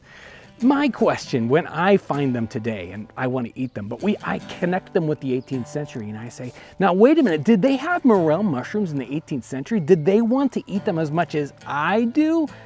Well, if you dig in the 18th century English cookbooks, you will find morel mushrooms. And I do believe they're exactly the same kind of morel mushrooms that we have here today. The range for morel mushrooms is over most of the North American continent. You'll also find them in Western Europe, including Great Britain, even places in China, Japan, and New Zealand, you'll find morel mushrooms. Now, these English recipes, I am not going to use one of the 18th century English recipes that you will usually find morel mushrooms referenced in, because they are sacrilegious. They're terrible because they put these morel mushrooms in with all sorts of other flavors and have them as a tiny component inside of a big expensive dish, like a fish pie or something else. That is terrible. You do not want to do that with morel mushrooms. So I did a little bit more digging. And I said, well, truly the only way to cook a morel mushroom is to fry it and you eat it by itself. In fact, you don't need anything else, really. You can just make a meal of morel mushrooms if you ask me. So I went digging for fried mushrooms, and yes, Primitive Cookery has the perfect fried mushroom recipe. That's what we're going to do today. These things are the best. Don't ruin it by cooking them any other way. In the cookbook, Primitive Cookery, 1767, it's a great little cookbook. To fry mushrooms, toss up your mushrooms with a little broth to take away their bitterness. Then strew over them salt, pepper, and flour, and fry them in butter or hog's lard. This is kind of funny. It says to fry mushrooms. If you're here in Indiana and someone says, do you want to eat mushrooms? They mean morels. That's what mushrooms are in Indiana. Any of those other things that grow out in the funguses, those aren't mushrooms. Morels are mushrooms. When possible, we want to eat these mushrooms fresh the same day they are picked. These are beautiful, fresh. Some of them picked last evening and this morning. These are ready to go. The preparation is very, very simple. I've already trimmed off most of the dirt. If we had a little bit of dirt, and usually I try to get the maximum mushroom out of the ground, so I'll bring some up with the dirt and very, very carefully take off the root part of our mushroom. And occasionally they will have little problems with them that we might need to trim off. And this one is looking great. So we're going to take our mushrooms and we are going to slice them in half so that we can cook them all the way. These are hollow, and so one of the ways you can tell whether you have a real morel. There are false morel mushrooms and they are poisonous. If it's hollow, that's good. If they have any sort of internal section to them, you probably have a bad mushroom and you don't want to eat that. And you don't want to eat a bad mushroom because they're poison. We're going to place these in our beef broth. If you don't have beef broth, a simple salt water solution is fine for these. They'll absorb a little bit of that beef flavor. That's going to be great. If not, salt water's good too. Some people manage to freeze them. Boy, if you've got enough at all, you really just want to cook them right away and look for any sort of little crud or dirt. The worst part is when you come along and you found the stump of a mushroom. Something's already come along and gotten it, probably a deer or something. It's just terrible. Before we get done, let's look at the individual type of morels. Morels are, well, they come in different varieties, strangely enough. Early on in the season, say around here, mid-April, you get spike mushrooms. And these are morels, but they have a very small head on them. And they are generally very dark colored. They're called spikes because they just have this little tiny pointy top, and that's it. Later on, a week or two later, the grays start to come out. They have a normal mushroom look now, and they are generally kind of grayish in color, and they're middling size. These are usually the peak tasting mushrooms. People really love these. Later on in the season, the yellows come out, and we're in the yellow season right now. They're much larger and they're yellow colored. Now, the question is, are these really all just exactly the same mushroom when they've gotten bigger and bigger? No, early in the season, that style comes out and then they disappear. They don't grow into the yellow. They disappear, they dry up, and then these other ones sort of appear. I don't know exactly how it works, and morels are kind of magic anyway. You got to be careful when you're hunting them. You want to be quiet or else they disappear. Just when you want to find them, they're gone. You got to wear the right clothes too and have a mushroom stick if you really want to find morels. So we've got these wonderful yellows for late season. Luckily, I was able to find just a couple of these from the earlier seasons. So these guys are ready to do a little bit of seasoning and then putting a little flour on them, and in they go. The recipe just has a little bit of pepper on these guys. Just get a little bit of ground pepper. And we've got a little bit of sea salt. Again, what we want on this is to enhance the flavor, not to hide the flavor. So that's what the salt is for, is to bring out the flavor. But if we have so much salt that we can taste it, we've got too much salt. So I'm going to be very judicious with this. We can always, if we need to, add salt in the eating phase, but we want just a touch here in the cooking phase. Now let's dredge them through our flour, and I'll just set them on this plate. I could dredge them on the flour and toss them right into the pan, but I don't want to do that because I want them all to go into the pan at once so I can watch them cooking. Now let me tell you, I really want to add nutmeg to this, but if there is one dish ever that doesn't need nutmeg, this one's it. Okay, now it is time to cook our mushrooms, and we want to be very, very careful as we're doing this. These mushrooms are not easy to get a hold of. So we're going to be using all the best materials possible. And in this case, I'm not going to be using just any butter. And the recipe said we could use hog's lard. No way. We're not going to be using hog's lard on this. We're going to be using the best butter. We'll be using Kerrygold butter. I definitely recommend using the best possible. We want to be very careful with the temperature of our fire and our cooking vessel. One of the family traditions on my wife's side of the family is there's a big mushroom feed once a year, and the whole family comes together, and the kitchen is filled with these electric frying pans. We're not going to be using electric frying pan, but they use those because they can adjust the temperature precisely, and we need to do exactly the same thing in this circumstance. So I'm going to be very careful. We're using our spider skillet so it stays off of the fire, and we want to have the most regular heat across our pan. We don't want it to get too hot. Just like that. Looks good. Now we can start to put our mushrooms in. And we don't just toss our mushrooms in and walk away, because we do not want them to burn. We so don't want these to burn. So we're gonna watch them the whole time as they cook. This could be just a little hotter. There we go. That's what we want right there. We're gonna let the pan warm up just a little bit more. Remember those English recipes I was telling you about? The complicated ones that would be sacrilegious? These morels were always mentioned in the same phrase, in the same sentence as truffles.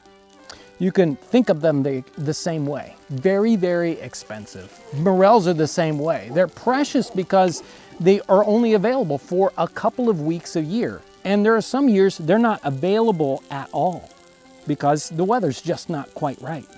And they cannot be commercially grown. So they are a wonderful, precious thing, and we're going to be very careful in how we cook them.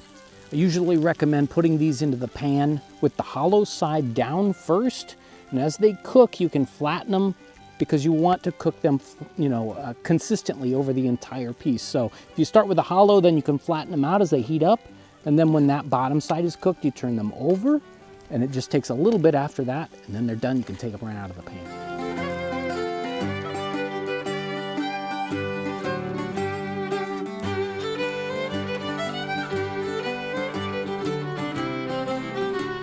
Once they're out of the pan and they're done draining, you do not want to let these get too cold. They go to the table hot, or at least warm, right? So they started out like that, they end up like this. There's only one way to eat morel mushrooms as far as I'm concerned, and that's with your fingers. And they're nice and crispy. Smelling out of the pan, they are incredible. There's nothing like them. Perfect crunch. Couldn't be better. These are perfect. They're like the woods bottled, concentrated. And the butter matters. There, you can't taste any of those spices. They're just there just to bring it out. It could not be better. These are perfect.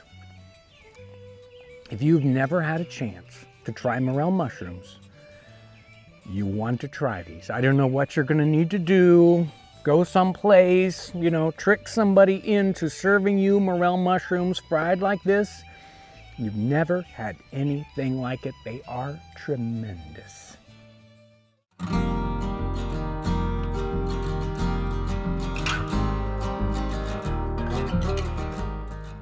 So we don't usually think of venison as a day-to-day meal, but for the indigenous population in North America in the 18th century, it was common fare. They had it each and every day, and they had it for celebratory occasions. Thanks for joining us today as we savor the flavors and the aromas of the 18th century. So today's dish is from a reading out of the Journal of James Smith. He was writing about his experiences in 1755. As a young man, he was taken captive by the Caughnawaga tribe. And after a few weeks, he was adopted into that tribe through a ceremony and a feast. And that's what we're going to be discussing today. Green corn and venison is what they feasted upon that night. And these two food sources are pretty incredible as we look back upon them. Corn could be used in any number of ways. They cooked them in its immature state, this green corn, but they could also dry it. They could grind it up and use it preserved all through the year. So it was one of the most important food sources for Native Americans. Whereas venison, well, deer were plentiful in the 18th century, and deer are the perfect size. A man can handle it. They're fairly easy to hunt in that time period, and you could still feed a lot of people with it. So it was better than small game, but it wasn't so difficult to deal with as something like a buffalo. They didn't have to worry about preserving it as much. They could eat it before it went bad. So these two items are something that is very common in the diet of Native Americans, and in this circumstance, a common thing for feasting upon.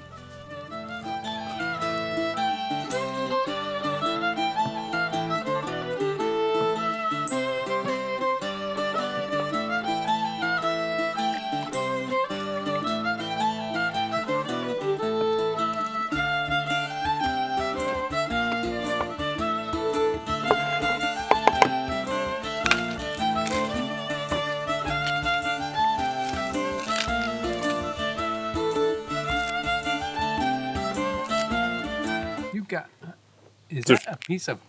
Yep.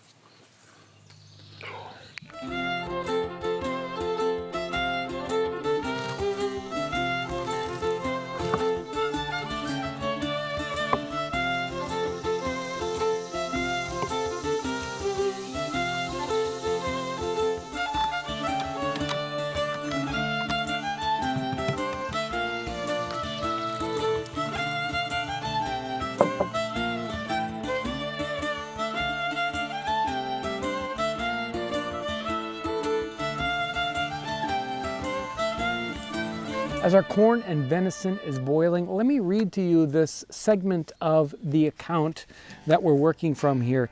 He starts, "These young women then led me up to the council house where some of the tribe were ready with new clothes for me. They gave me a new ruffled shirt, which I put on, and also a pair of leggings done off with ribbons and beads, likewise a pair of moccasins and garters dressed with beads, porcupine quills, and red hair. Also a tinsel-laced capo. They again painted my head and face with various colors and tied a bunch of red feathers to one of these locks they had left on my crown of my head, which stood up 5 or 6 inches. They seated me on a bear skin and gave me a pipe and a tomahawk and a polecat skin pouch, which was skinned pocket fashion. When I was thus seated, the Indians came in dressed and painted in their grandest manner. And as they came in, they took their seats, and for a considerable time there was a profound silence. Everyone was smoking, but not a word was spoken among them. At length, one of the chiefs made a speech which was delivered to me by an interpreter, and was as follows. 'My son, you are now flesh of our flesh, and bone of our bone. By the ceremony which was performed this day, every drop of white blood was washed out of your veins, and you are taken into the Caughnawaga nation, and initiated into a warlike tribe. You are adopted into a great family, and now received with great seriousness and solemnity in the room and place of a great man. After what has passed this day, you are now one of us by an old strong law and custom. My son, you now have nothing to fear. We are now under the same obligation to love, support, and defend you that we are to love and defend one another. Therefore, you are to consider yourselves as one of our people.' At this time, I did not believe this fine speech, especially that of the white blood being washed out of me, but since that time I have found that there was as much sincerity in the said speech. For from that day I never knew them to make any distinction between me and themselves in any respect whatsoever until I left them. If they had plenty of clothing, I had plenty. If they were scarce, well, we all shared the same fate. After the ceremony was over, I was introduced to my new kin, and told that I was to attend a feast that evening, which I did. And as the custom was, they gave me also a bowl and a wooden spoon, which I carried with me to the place, where there was a great number of large brass kettles full of boiled venison and green corn. And everyone advanced with his bowl and spoon, and had his share given to him. After this, one of the chiefs made a short speech, and then we began to eat." He goes on to describe the celebration, the party that happened after the feast, music and dancing. He goes on to describe parts of this adoption ceremony, both before this and after this. It's such an important part of understanding Native American culture, especially from this mid-18th century context, from somebody that it's happening to them. It's not a description from the outside. It's such an important description of something that happened 270 years ago. Green corn, venison, and a little bit of salt boiled. It couldn't be simpler. Let's find out, though, what the taste is like. Let me get just the right bit. So flavorful, so simple. The sweetness of the corn and this venison go together very, very well. It is, I mean, I am truly amazed by how simple it is and how rich the flavor is. It's also got some really good texture. That green corn, you know, hasn't broken down too far, so it's not like cream corn or anything like that. And the meat has yet a different texture. So it's great on every level, and it's just so amazingly simple. I really love this one. This is one of those dishes where really all we have is this great description from a journal. You won't find this in any cookbook of the time period because it is so simple, and it's a Native American dish, so we really only get sort of the descriptions of those. But we get to try these things out and get a feel for the context of something like we read in a journal. It really kind of fills in all the gaps for us being able to kind of grasp what was being written about in the time period.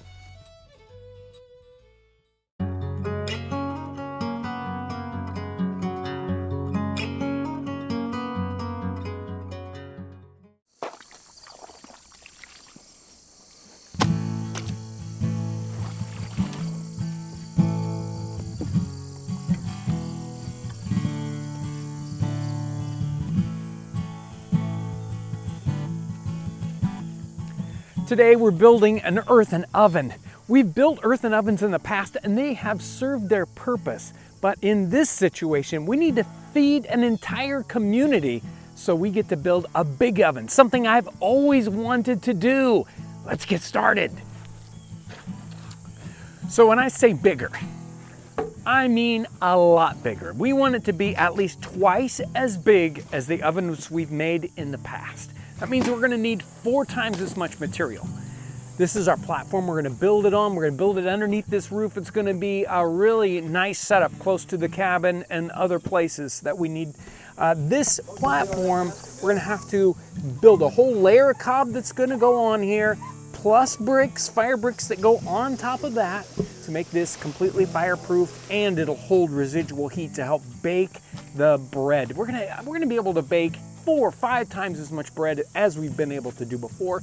So that's really important. This oven we're gonna construct a little differently than, say, our first oven, which we used a sand core. That probably isn't a very 18th century method. That's common for today, but not in the 18th century. They used more likely the basket method. So we've got to build a great big basket that we're gonna put all this clay on. Brandon's working on that. My job today is to make the basket for this oven. Just a simple basket, doesn't have to be really pretty because it will get burned out. It has to be strong enough, however, to hold the clay. Now the measurements that we want are 32 inches in diameter and 22 inches high. And we're going to use these splits of ash to bend around our cross form here, and that'll give us our diameter, and it'll give a nice sturdy support to that bottom ring. All these splits will be just tied with some hemp twine, and that'll hold it together long enough for the clay to harden up and cure, and then it'll all burn out, leaving just a solid shell of clay.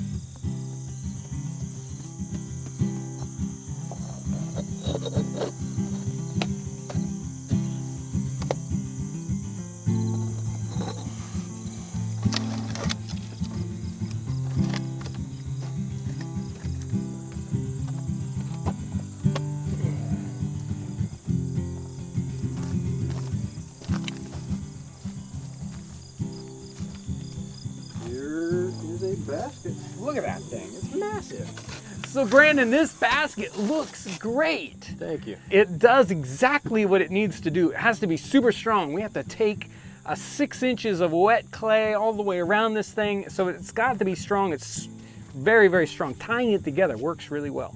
So now Nicole, Ryan, and I can start working on putting the clay around the dome, at least the back part of it. Brandon, you got to make the door section, and it needs. We want a 15-inch wide door so we can get something big in there, like a turkey or a big pie or a big loaf of bread. That's a problem with our current oven, is you can only get just a small loaf in there. So we want a big door, 15 inches wide, and the height of the door is important. We need to have a door height of 63% of the dome height. And you do that because of the way the air flows inside of the oven. If you don't make that dome height, this certain percentage of the door height, the oven can't breathe.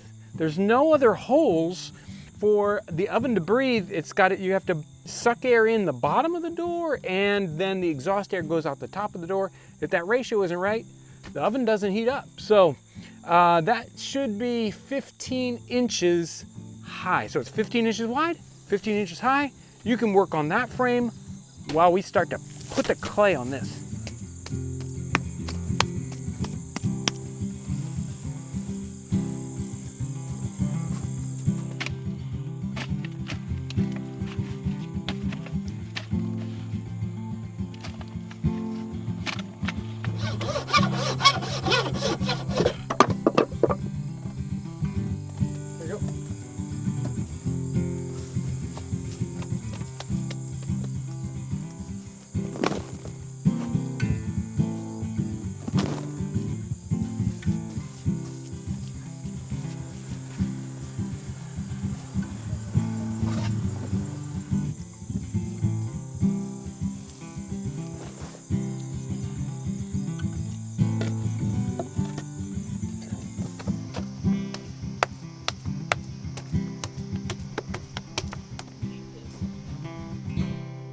So from the side view, you can see that the dome is not perfectly round anymore. And as we add clay to the backside, it's kind of squishing this whole dome out this direction.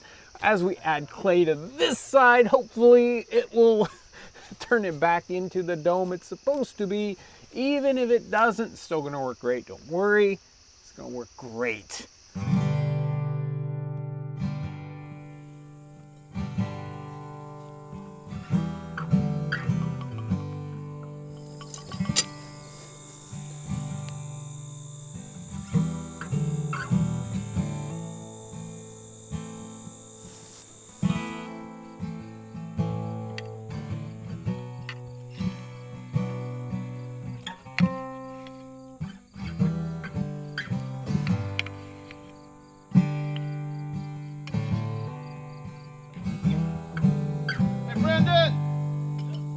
Come and get it.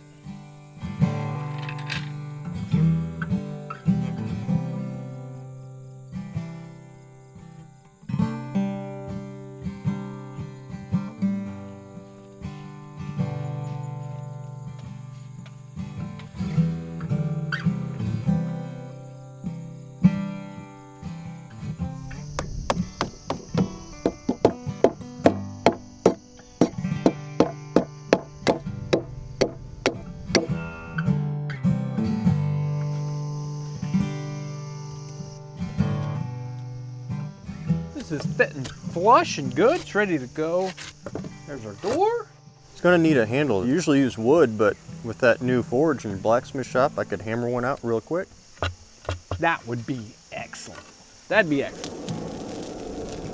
For this oven door, I want to make this handle a little decorative on the top, but it has to have a functional foot on the bottom so it stands upright. I want this to be a special handle for this special oven.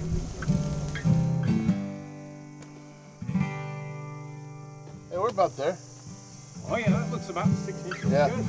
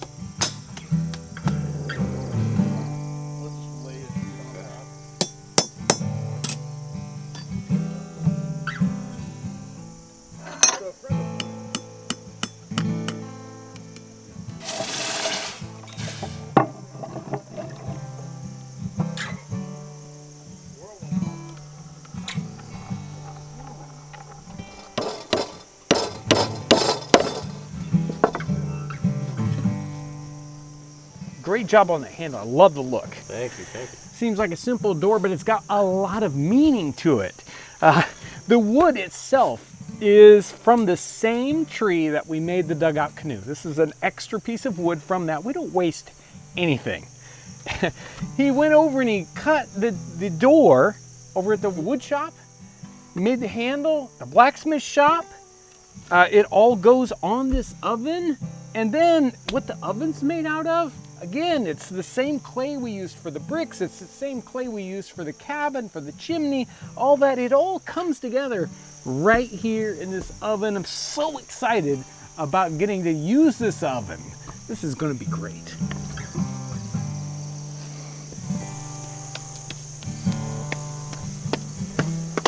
Smells better, John. It looks great.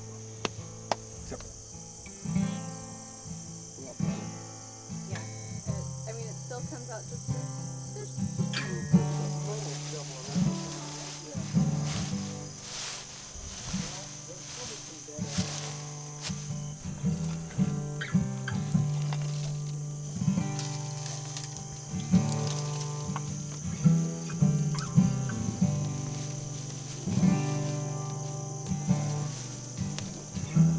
The oven is looking great. That door is sitting in there perfectly. We've smoothed it all out. Now it's time to dry. We've set a couple little coals, little tiny fires around the base of it to firm that base up so that it doesn't sag. But it's looking really good right now. We're gonna let it dry a couple of days. Then in this next episode, we're gonna burn the inside out and then bake our first meal, a 3-course meal. That is, I just can't wait.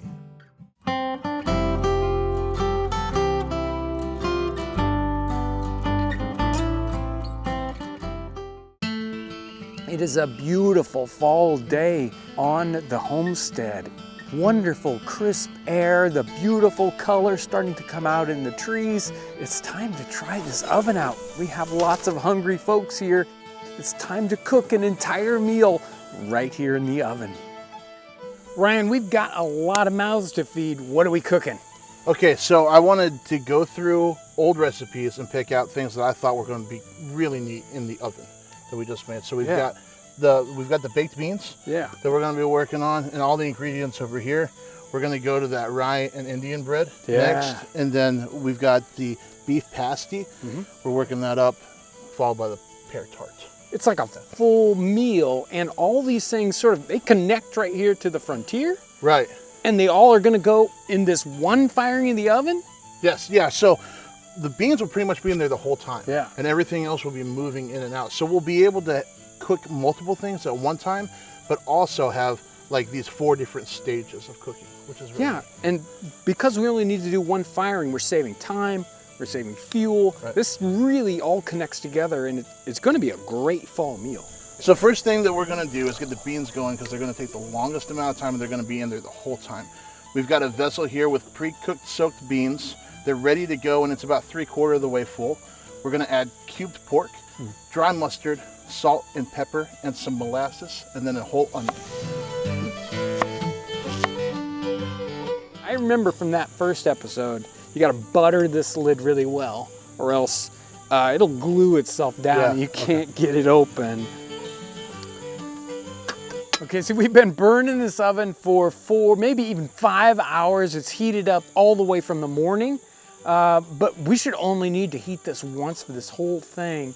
And it's down to coals, and we know it's ready because if you look inside there, the interior is not black, sooty, like right here, right? It's already gotten so hot that it's burnt the soot away, so the inside is nice and, well, just exactly the color of the clay. So perfect. We know it's totally up to heat. maybe even almost brick colored. So we need to scrape all this fire out so we can start to actually cook in it. We don't cook with the fire in it like you might think. We got to drag all this fire out, and then we can let it rest for a second. Then it's time to put things in we want to cook. Yeah, I'm still like enamored with the sheer size of this thing. It's really well insulated. It's not too hot to rest your hand on it. I hope it stays hot for a long time. Easy. This thing will stay hot 3-4 hours to be able to cook in it. This oven is so hot. I had to change from the fire rake to the longer handled rook just because if you get your six inches inside of there with your hand, it's just cooking you already. You ready for me to mop this? Yeah, sure. Mop that out. It cleans it out, cools off the floor. Sometimes the floor gets too hot, especially for bread. So we gotta sort of get all that moisture in there, it cools off the floor. Temperature, we don't have a thermometer, right? So we reach our hand in there and you kind of gotta gauge it. So this is, we should be able to stick our hand in there for 10 seconds or so. This is about a 5-second oven right now. It's gotta cool off. It's gotta get a consistent heat all the way around. So we're gonna put the door on it, let it rest for a few minutes. We'll get a nice consistent heat, then we'll put the beans in. Ooh.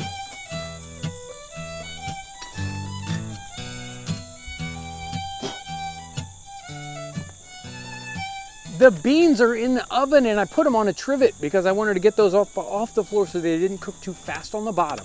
Trivets can be really important in these ovens.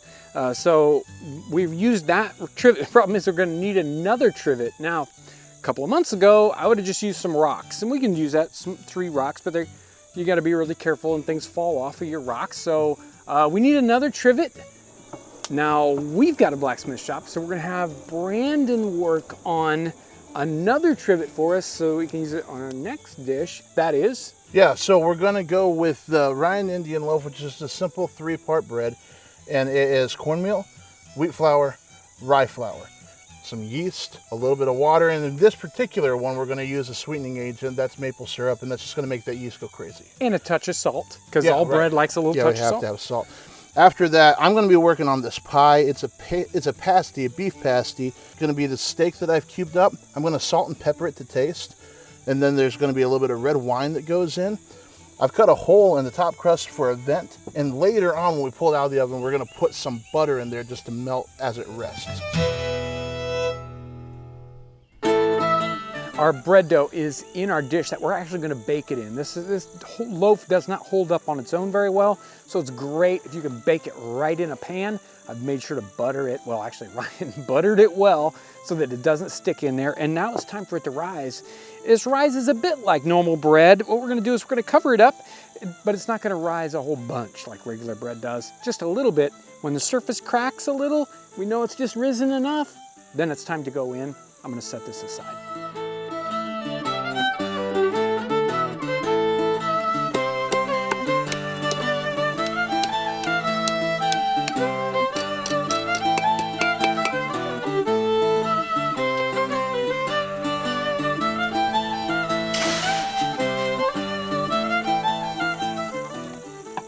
Go. 1 trivet. Perfect. Exactly what we need. Thanks, Brandon. That's great. This pie's ready to go in. Let me just take it. Wait, did you get nutmeg in there? I'm cooking with you, John. Of course I did.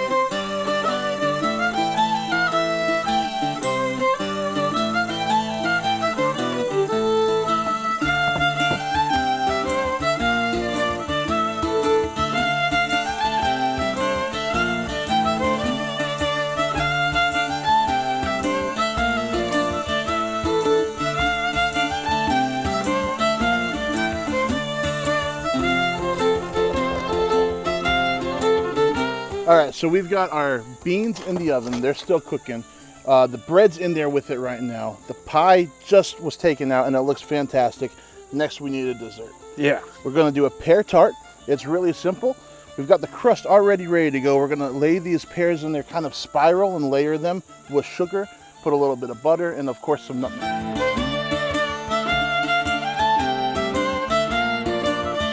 And these pears are not just sliced up pear. We had to parboil these pears to make sure they were nice and soft.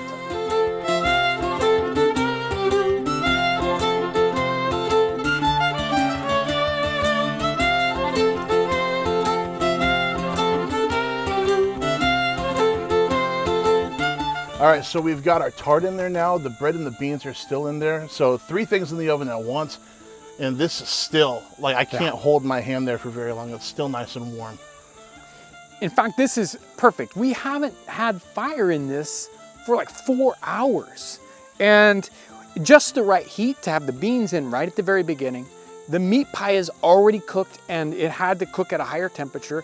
It's sitting here cooling so that we can actually eat it. Isn't too hot.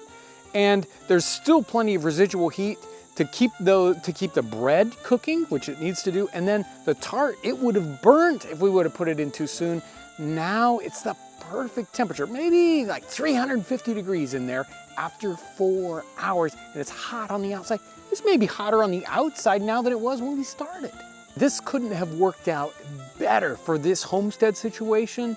It is holding the heat, and we can cook so much in this. This is amazing. Really, after we pulled that out, we could still put loaves of bread in there if we wanted to bake for a while afterwards. And then dry herbs. Right, and exactly. then it's amazing. Yeah.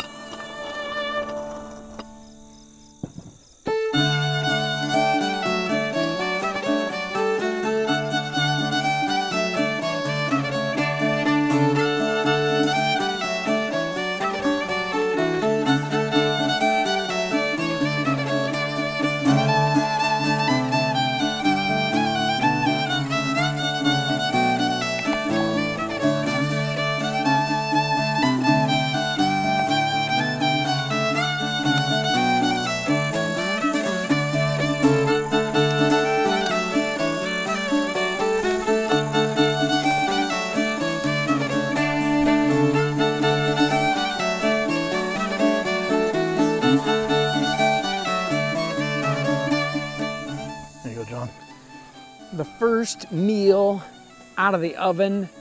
Yeah. I'm excited to try this out. Absolutely. You did a great job picking out all these recipes out of the past, out of the back catalog. Thank you. Perfect set.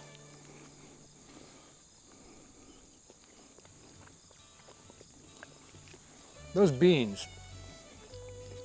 I think beans, that was first season.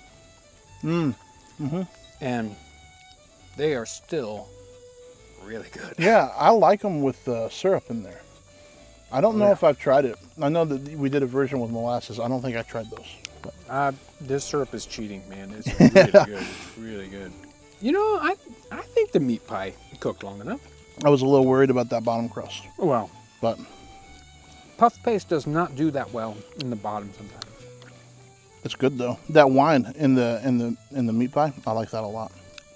I like this bread. It's got a lot of body. It's not like a sopping up the bottom of the plate bread, you know. It's a meal to itself almost. Well, it's a lot like a cornbread, but still, you know, fluffy enough. Yeah.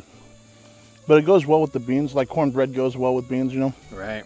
I have never had a pear tart. You know, I don't eat them that often. I remember the first episode where we had this pear tart, and I'm going to bet that this one turned out better than that one. Oh yeah. Was that one in an earthen oven? I think we baked it in an earthen oven. It was might have been season 3. I'm not sure. But the pears were, I don't know, the wrong kind or whatever. They were kind of metallic-y, which can happen with pears. You don't get that at all right now. And this one's perfect. No. So this oven gives us a chance to cook not only just for a single family or a single person, but multiple families. Or in the case of a single family, you're cooking something that's going to last you for 3 or 4 days. Yeah. Or maybe all week. Right. You could get a week's worth of cooking done in this. And especially when you think about, like, we could be putting loaves in there now. Yeah. Right? Exactly. And we could be drying herbs, like you said earlier. So it's pretty neat. But all at one time, like the amount of food that we cooked right now, we could probably feed 3 or 4 families. Oh yeah, definitely.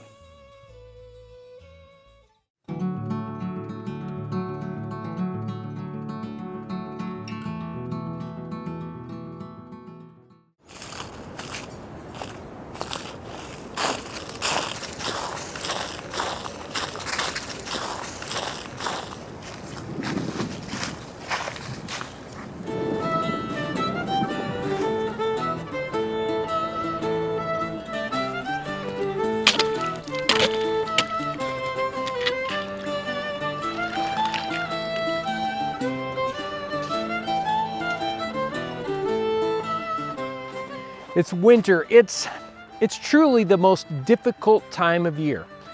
Just to survive, we've had to basically prepare all year long. And really, it doesn't matter whether we're in the city or in a frontier situation, winter is hard.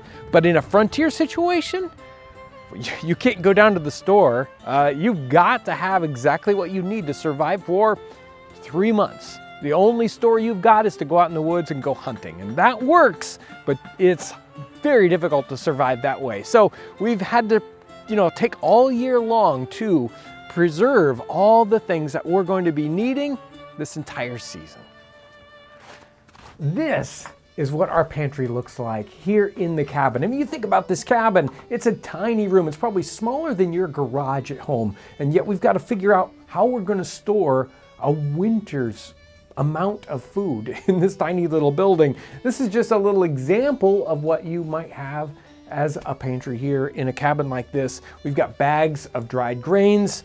We've got storage canisters that might have pickles in them, all different kinds of things. We might store something dry like sugar, etc. We've got barrels that we will use to store amounts of grain in, jugs to store liquids in. All these things, although, have to be protected. And obviously we need a lot more than that. We might be like living on top of our provisions. And there are even opportunities where we might have to take some of these things outside and bury them in a hole in the ground to protect them and to make them last the winter. This is very difficult to have an entire season's worth of food in a tiny little building like this. It's a true challenge, and certainly was a challenge in that time period. Out here in the wilderness, you can either hunt for food and forage, and it's hard to forage in the winter for the most part. You can use what your animals are giving to you that you have, stored for food and for cream, eggs, that kind of thing, and you have your stores of grains, dried vegetables, pickles, that sort of thing. That's what we've got to use. We're getting a little tired of eating meat. We're getting a little tired of eating what we're hunting day to day. So this recipe lets us use things like eggs, cream, milk, sugar that's stored back, barley that's stored back, and create something that is a little sweet, has a different texture, but still has a hearty grain in it so that you're full when you go to bed at night. We looked through a lot of recipes to find some that would work in this setting, and the one that I really liked was in The Lady's Assistant by Charlotte Mason. It is French barley pudding. To a quart of cream, put 6 eggs well beaten, but only 3 of the whites. Then season it with sugar, nutmeg, a little salt, some orange flower water, and a pound of melted butter. A pound of melted butter. Mix with that 6 handfuls of French barley, boiled tender in milk, butter the dish, put it in the bake. It's that simple. We are not, our palates are not about orange flower water these days. We typically see that on a recipe and decide not to use it, so I'm not going to put that in there. All right, I've got our milk in the pan. I'm bringing it up to a boil, and what you have to do, you have to stir this the entire time. You don't want to scorch your milk. You don't want to burn at the bottom, anything like that. You want it to taste good, because this is the base for pretty much everything in the recipe. So I'm going to bring this to a boil. Once it comes to a boil, I'm going to put our barley in, and then we're going to simmer that until the barley is done. And depending on what kind of barley you're using, it'll take different amounts of time, but you'll know it's done. It's like cooking any other grain. We're going to have this recipe because we don't need a huge pudding. That's not what we're going for. Just big enough for a couple of people to eat, and this will do just fine for that.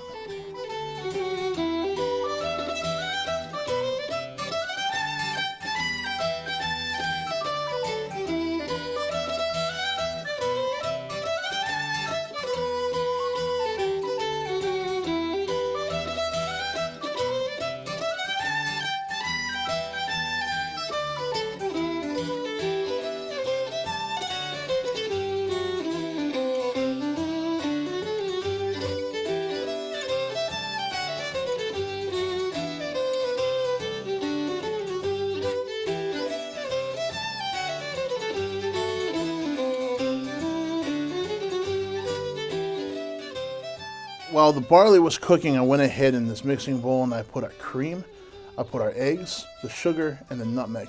Now it's time to incorporate the butter. You want the butter fully melted, but you don't want it so hot that it cooks your eggs. So what we're gonna do is let it cool a little bit after you take it off the fire. And then we're gonna do a little bit at a time while we're stirring so that we're just incorporating the heat slowly. All right, so also while you're working with this, the point is not to whip the cream. So only stir to incorporate, don't try to mix everything up together in there. Now we're gonna add the barley. Essentially what we've made here is a custard. And so we want this barley to kind of act like a crust. So you don't want to add so much barley that it's all incorporated together. You definitely want more custard than you have barley. So just be a little careful as you incorporate it, not to get too much in there.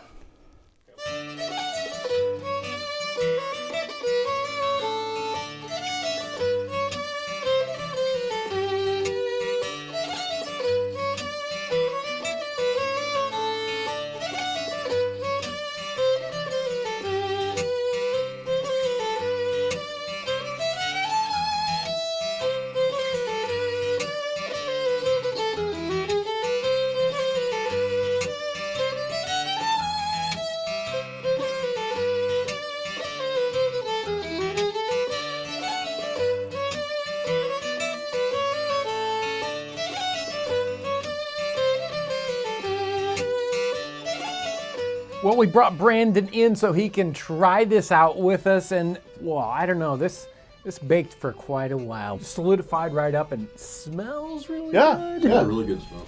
Yeah, it's got that classic custard smell to it. Yeah.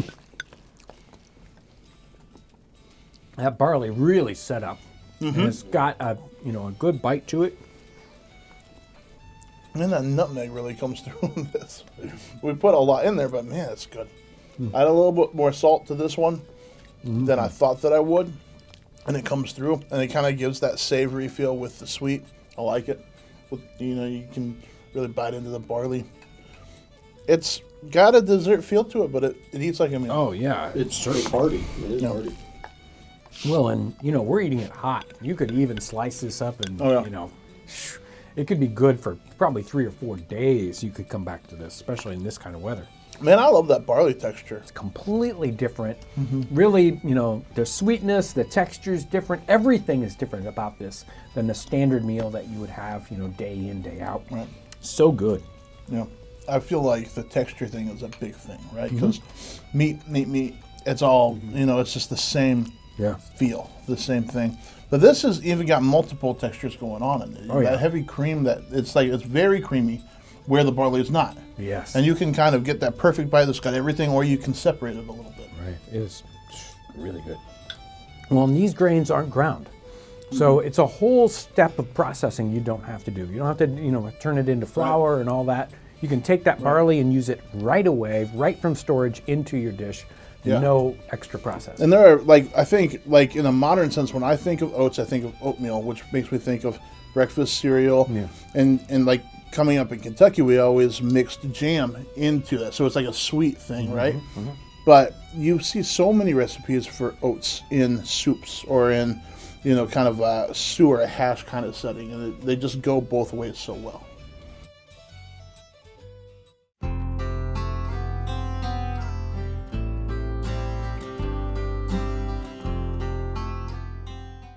Welcome to 18th Century Cooking. I'm your host, John Townsend, and we're doing a very special episode today.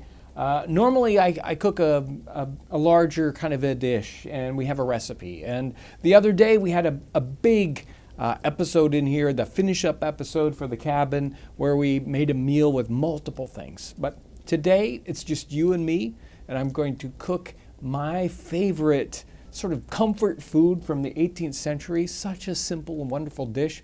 It's called toasted cheese from John Knott's cookbook in 1723. Later on, it's called a Welsh rabbit. Just a fun recipe and so easy, so wonderful. But I really kind of wanted to talk about the spot here today. We've done cooking episodes from the outdoors, out in the woods. We've got an open face shelter. Some of those cooking episodes we've done were from the open face shelter. That's a wonderful spot to cook from. We cook in the German kitchen. That's a set that's based upon an 18th century kitchen from Germany. There's a wonderful example at the Frontier Culture Museum down in Virginia. We've also done it from historic sites like Mount Vernon and Conner Prairie and Gunston Hall, all these wonderful historic sites. But I wanted a spot to cook and a place to cook that was just exactly like what they would have had in the 18th century, especially folks out here in the frontier. And so that was one of the reasons why we built this whole cabin, so that we could do more of the feeling of cooking in the 18th century than just the recipe itself, right? I think there's something really, really special about getting history, not from a book, and that's great, but feeling history in a totally different way. And this cabin, building the cabin, being out here, once it was done, I've spent some time out here just around the fire, and then cooking in it is an experience that's just completely different than anything you would get in a book, and very, very fulfilling in a new kind of way. So if you watched the last episode where we were finishing up the cabin, we finished it as the snow was coming down. This is not something, most of this cabin is either cut logs or mud. And you can't work with mud when it's cold out, when it's freezing. And so we truly finished it up just in time. And it made me really appreciate and understand that idea of people, especially in the frontier. They have to get in and out of the weather when the winter comes, and you only have just so much time to do it. It's got to be done. You have to go as fast as possible if the weather is coming, which it was in this case. Truly a new respect for how much they had to go through to just survive. And how wonderful it is to come in from out of the weather. You get around this hearth, and this hearth is so warm. It's so hot. You have to step back from it. It is something to experience. It truly is. John Knott's recipe isn't the most simple recipe for Welsh rabbit, but I really enjoy it. He calls for Cheshire cheese, a fat Cheshire cheese. So this Cheshire cheese is very creamy. We don't have anything quite like it here in North America that I've found yet. Also, you can kind of use equal measures. We've got the Cheshire cheese. We're going to add in to the Cheshire cheese, we've got butter that's nice and cold, and I've chopped it up fine. We've also got breadcrumbs, so white, like he calls for the crumb of a penny loaf, which is a small loaf of bread. And the last ingredient, he calls for an egg yolk. And in John Knott's recipe, he doesn't specify the egg yolk. This one's hard-boiled, as some of the later recipes specifically call for, so I went ahead and we've got a boiled egg yolk. We're going to put all these ingredients together in a bowl, or he calls for a mortar, and to mash them all up so they're all consistent, spread throughout. And then we take that spread and we put it on top of our pre-toasted bread. And that we've toasted it here by the fire. And let me tell you, there's something really special about bread that's toasted over an open fire. Now this mixture comes up a little bit dry when it's cold like this, so I'm going to put it over the fire just enough to melt it and bring it together. Then we take our spread, we put it on top of our toasts, and then we need to reheat this to melt that mixture down into our toast. Oh, it's so good. And for that, we're going to use a salamander, which is a red hot hunk of iron. We've heated that up in the fire, red hot. We pass that slowly over our cheese. It's going to melt that down into it. Then it's done. We need to eat it while it's hot. I love these. It's got such a wonderful smell, especially on a cold day like today. Still warm. Since it's just you and me, we're just gonna scrape a little bit of nutmeg on top to give it just that over the top aroma note. Let's find out how it turned out this time. This is fabulous. On a cold day, we're out here in the cabin by the open fire. The wonderful cheese flavor comes through, so rich. On this nice warm brown bread, already toasted. It is fabulous. I love this. If I could eat nothing else, I would eat this all day long. I love this toasted cheese, or this Welsh rabbit as they call it later on. It's really special to come out into the cabin, cook this special dish, take some time, really kind of reflect on this whole project, because it has been huge. This project has taken so much time and effort, and it's worth it. It's just this time alone. It's worth it to spend time out here. It's worth it to cook in this hearth, which is a completely different experience. I know this has been a different episode. It's a personal one. It's just you and me here in the cabin, and I want to thank you for coming along with us, on this adventure. Whether it's the adventure of the experience of building the cabin, or the experience of trying out these foods, tasting these foods. Kind of not just looking at history from a long way away, but getting right in there and trying it out. It's something that just can't be explained. You just have to do it. You have to be there.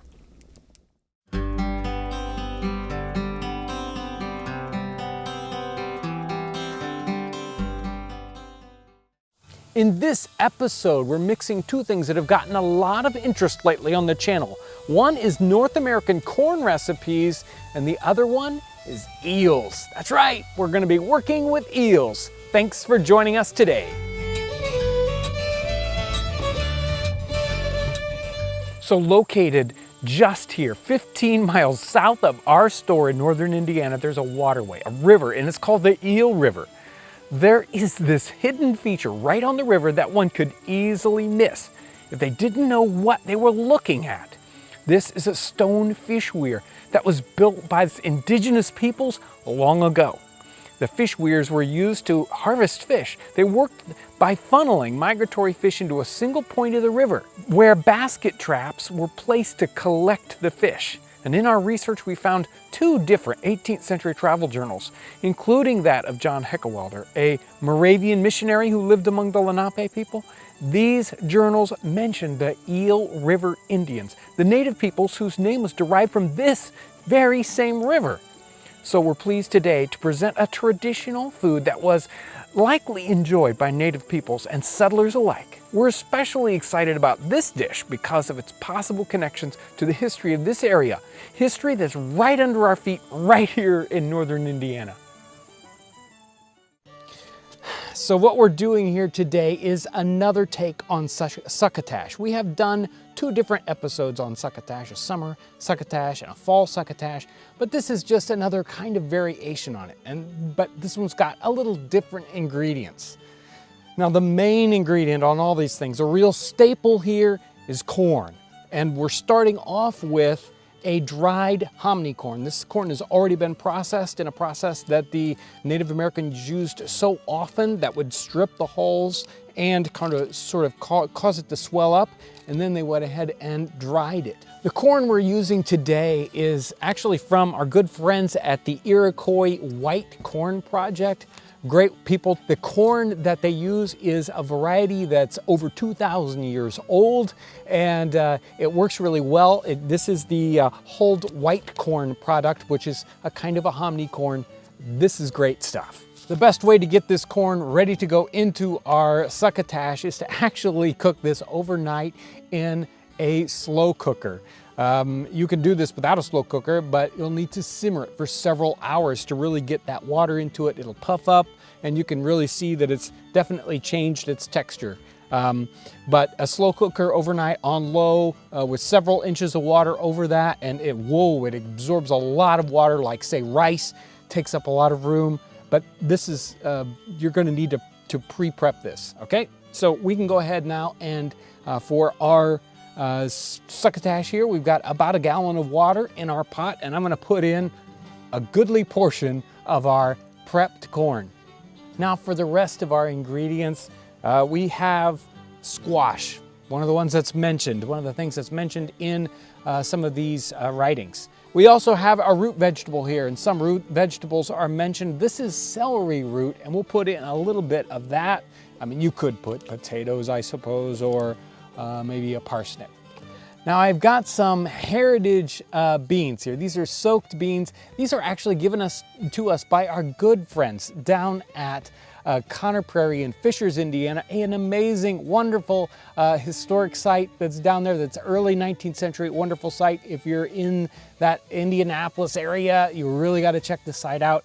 They provided these beans for us. We soaked these beans overnight. Let's toss some of those in. And the last thing I'm going to put in now is a little salt and pepper. It's not necessarily likely that, of course, Native Americans would have had salt and pepper at least early on, but we're going to add it for our flavor. Now, before we put in our last ingredient, this is actually going to need to simmer for a little while, or actually boil for a little while, probably 45 minutes, we're guessing, but until these root vegetables get nice and soft and the beans have softened up a little bit. And the final ingredient that's going to go in here, it's not ready yet to put these in, but the eels get to go in next. In the writings of George Laskill in 1794, he mentions the Lenape and the Iroquois peoples. They'd made soup or stew with corn and smoked eels. These eels are going to need to have a little prep work done to them, so I'm actually going to have Kevin come in, talk to us a little about eels, and maybe do a little work to them. You know, we've been wanting to do an eel recipe for a long time, and frankly, we haven't, because we haven't been able to find them. And we finally found a source for smoked eels. These eels come out of Holland.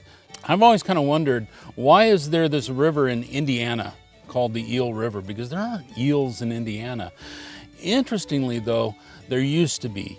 Eels are a migratory fish, and they swam thousands of miles up the tributaries to spawn, and then they would swim back out to the ocean. And so the eels in Indiana, the eels in the Eel River, would actually end up in the Gulf of Mexico.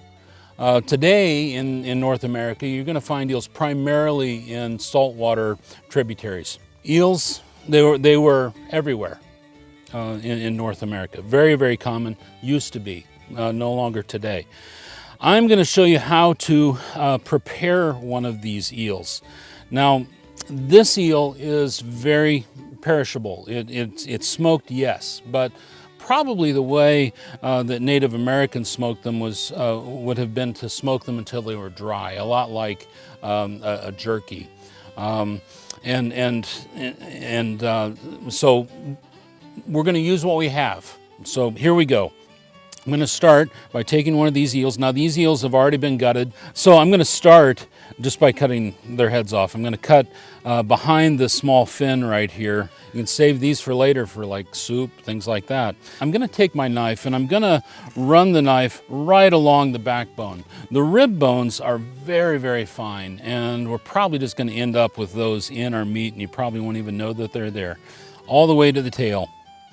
Now this eel is already fully cooked, and so it's very delicate.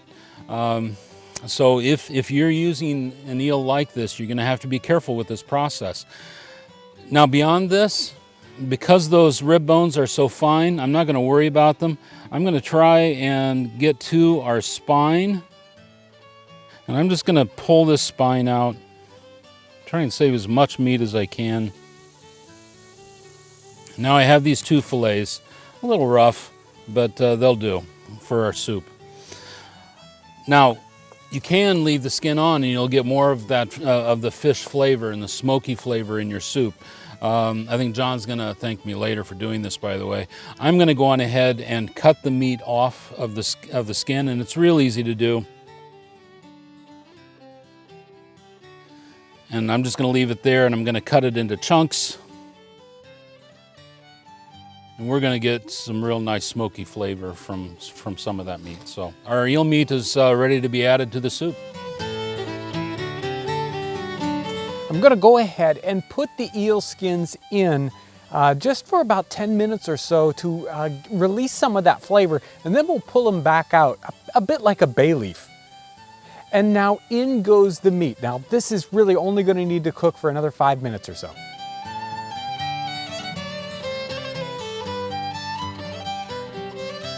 And now at the very end here, we're going to put in just a little chives at the very top, and now it's almost ready to serve.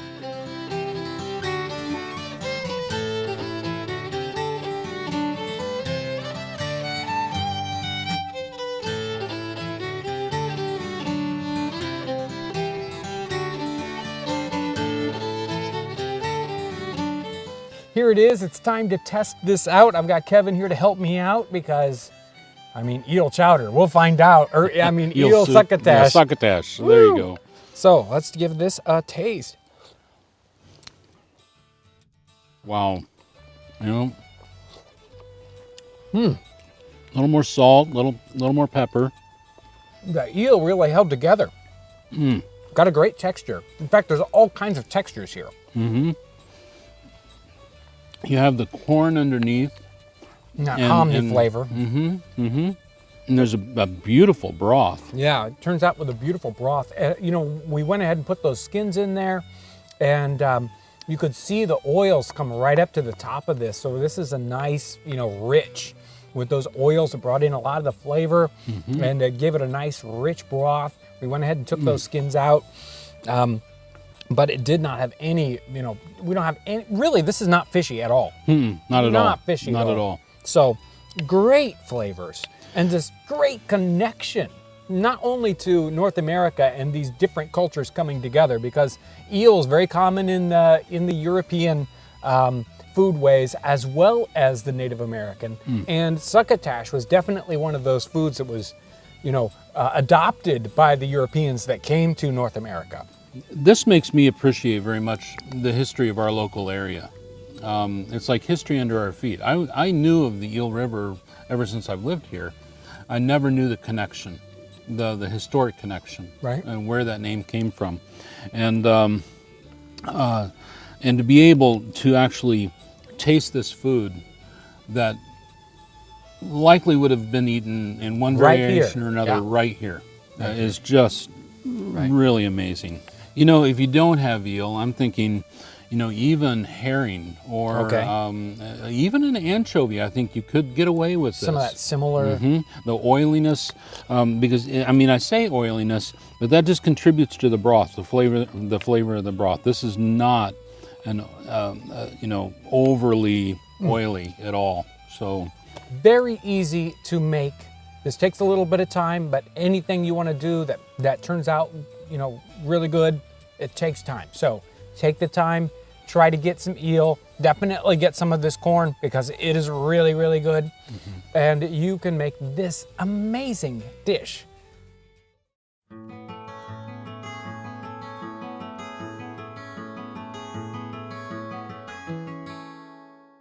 Trade into the interior of North America was a perilous job in the 18th and early 19th century. Voyagers were going deep into the interior of North America to trade with Native Americans for furs and meat. The trade is powered by man, paddling canoes for hundreds of miles, for hours and hours at a time. This takes a lot of food. A voyager in this time period is burning more than 3,000 calories a day, probably 4,000 or 5,000 calories. This kind of work takes a tremendous quantity of energy. It takes a very calorically dense food source to be able to survive in this job. This would not be possible without pemmican, the ultimate survival food. Pemmican, as referenced in our time period, is a meat source, generally bison. The bison are butchered and the meat is cut into very thin slices across the grain. This is then dried, and the best way to dry it is drying it in the sun. If the meat needs to be dried over the fire, that'll still work, but we need to have a very, very dried meat source. We're trying to drive every bit of moisture out. If we don't, the pemmican won't work right. It won't last. This pemmican is then pounded up into a fiber, almost pulverized. This is mixed then with the suet of the bison, a mixture of 50-50 or maybe 2-to-1 meat to suet. And the suet has to be nice and hot. We want the suet to cover every portion of the meat. This is kind of like the potted meat source that we talked about in previous episodes.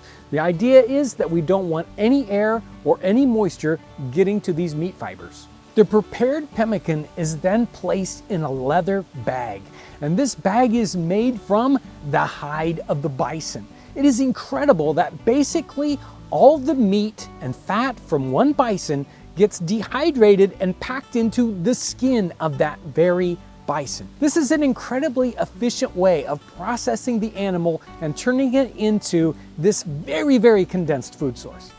The people best known for this innovative food are the Métis people in Canada. Now, they are people with French roots and Native American roots, but they're there at the right place and at the right time to turn this needed food product into a whole industry. This was not a new concept in the late 18th century and early 19th century. Pemmican has been around for hundreds and hundreds of years before that. Native Americans all over North America were doing this process with different kinds of meat, especially something like venison. This was a way of making this wonderful food, a very, very dense and nutritious food, but also a food that'll last a long time, and a delicacy at times, depending on how it was prepared. But it's only in this late 18th century and early 19th century context that it turns into a huge industry. The Métis people are already using this as a food source before the early 19th century. But at that point, it is realized that this is the kind of food that everyone needs if they want to get into the interior of North America. When the Native Americans developed pemmican previous to the 18th century, it was developed as a food source made out of animal meat, the fats, and sometimes even things like berries, service berries, chokecherries, or even something like currants. And the fats that were included in pemmican were usually softer, more tasty fats. This kind of pemmican wasn't necessarily good for long-term storage. It was really intended to taste better, to make it more edible. Right at the turn of the 19th century, pemmican was reformulated specifically for long-term storage. So the soft fats that made the very, very highly edible pemmican, that was changed. And they brought in the much harder internal fats from inside of the bison. Now they formulated this with about a 50-50 mix of the softer fats to give it just the right kind of texture. But this new formulation was made so that the pemmican could last for years, especially if it was kept very dry. So this new pemmican could easily last a year or two, or maybe even a decade.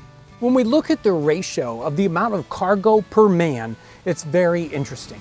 A sailor in the 18th century moving goods from, say, North America to Europe, he can usually do about 10 or 20 tons per man in a ship. By comparison, a voyageur in the time period can only take about 500 pounds. It's about 40 times more efficient for a sailor to move goods than it is that poor voyageur's. He's got a very hard job. Pemmican comes onto the stage here in the late 18th century. Before that, there's certainly a lot of fur trade happening, and that fur trade is powered by cornmeal and lard. It wasn't until this late 18th century time period that we have the technological leap of pemmican coming onto the scene. Now this is incredible. The ability of the voyageurs to travel so much farther on pemmican than they could on the cornmeal and lard. So how much of a technological leap was this? The voyageurs in the time period had contests. They would paddle across the lakes for long distances. Before pemmican becomes the food source, generally the top speed at which a voyageur could paddle was 40 times a minute. When pemmican comes onto the scene, it moves up to 60. That is a tremendous increase in speed. So that's why pemmican is so very, very important. Without it, you could not do this trade. It wouldn't be possible. Pemmican isn't just an incredibly dense food source, it's an energy boost. This makes it so that the voyageurs can endure much longer voyages.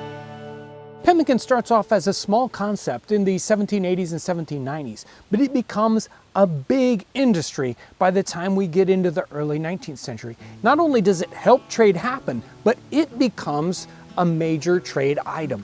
It gets traded to people like the Hudson Bay Company and the Northwest Company. It is big business. And it's not just used for trade right there in that area, but it's used by explorers all over in the Northern Hemisphere. If you want to go to the North Pole, you eat pemmican. Pemmican in the time period was not known for being a wonderfully palatable food source. Now, that's kind of important for a survival food. You don't want it to be really, really good, so you eat it all up at once. You really could not do that with pemmican. It was good in that you could eat it raw if you needed to. And there were times that people wanted to paddle for long periods of time and they would eat it raw as they were paddling. You can't do that with just any food source. But normally, to make it more, let's say, edible, they would turn it into dishes. They would use it as an ingredient. They had a soup called rubaboo, and they also had a stew that they would make that we'd call rousseau.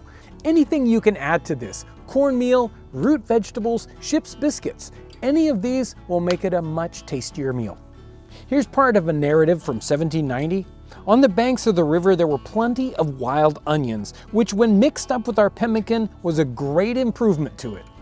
It's been almost a decade since we did our first series on pemmican, and there's been a great resurgence in the interest in pemmican in the last few years. It doesn't matter whether you're a hunter, a hiker, anyone looking for this wonderful, powerful food source, pemmican is still the ultimate survival food.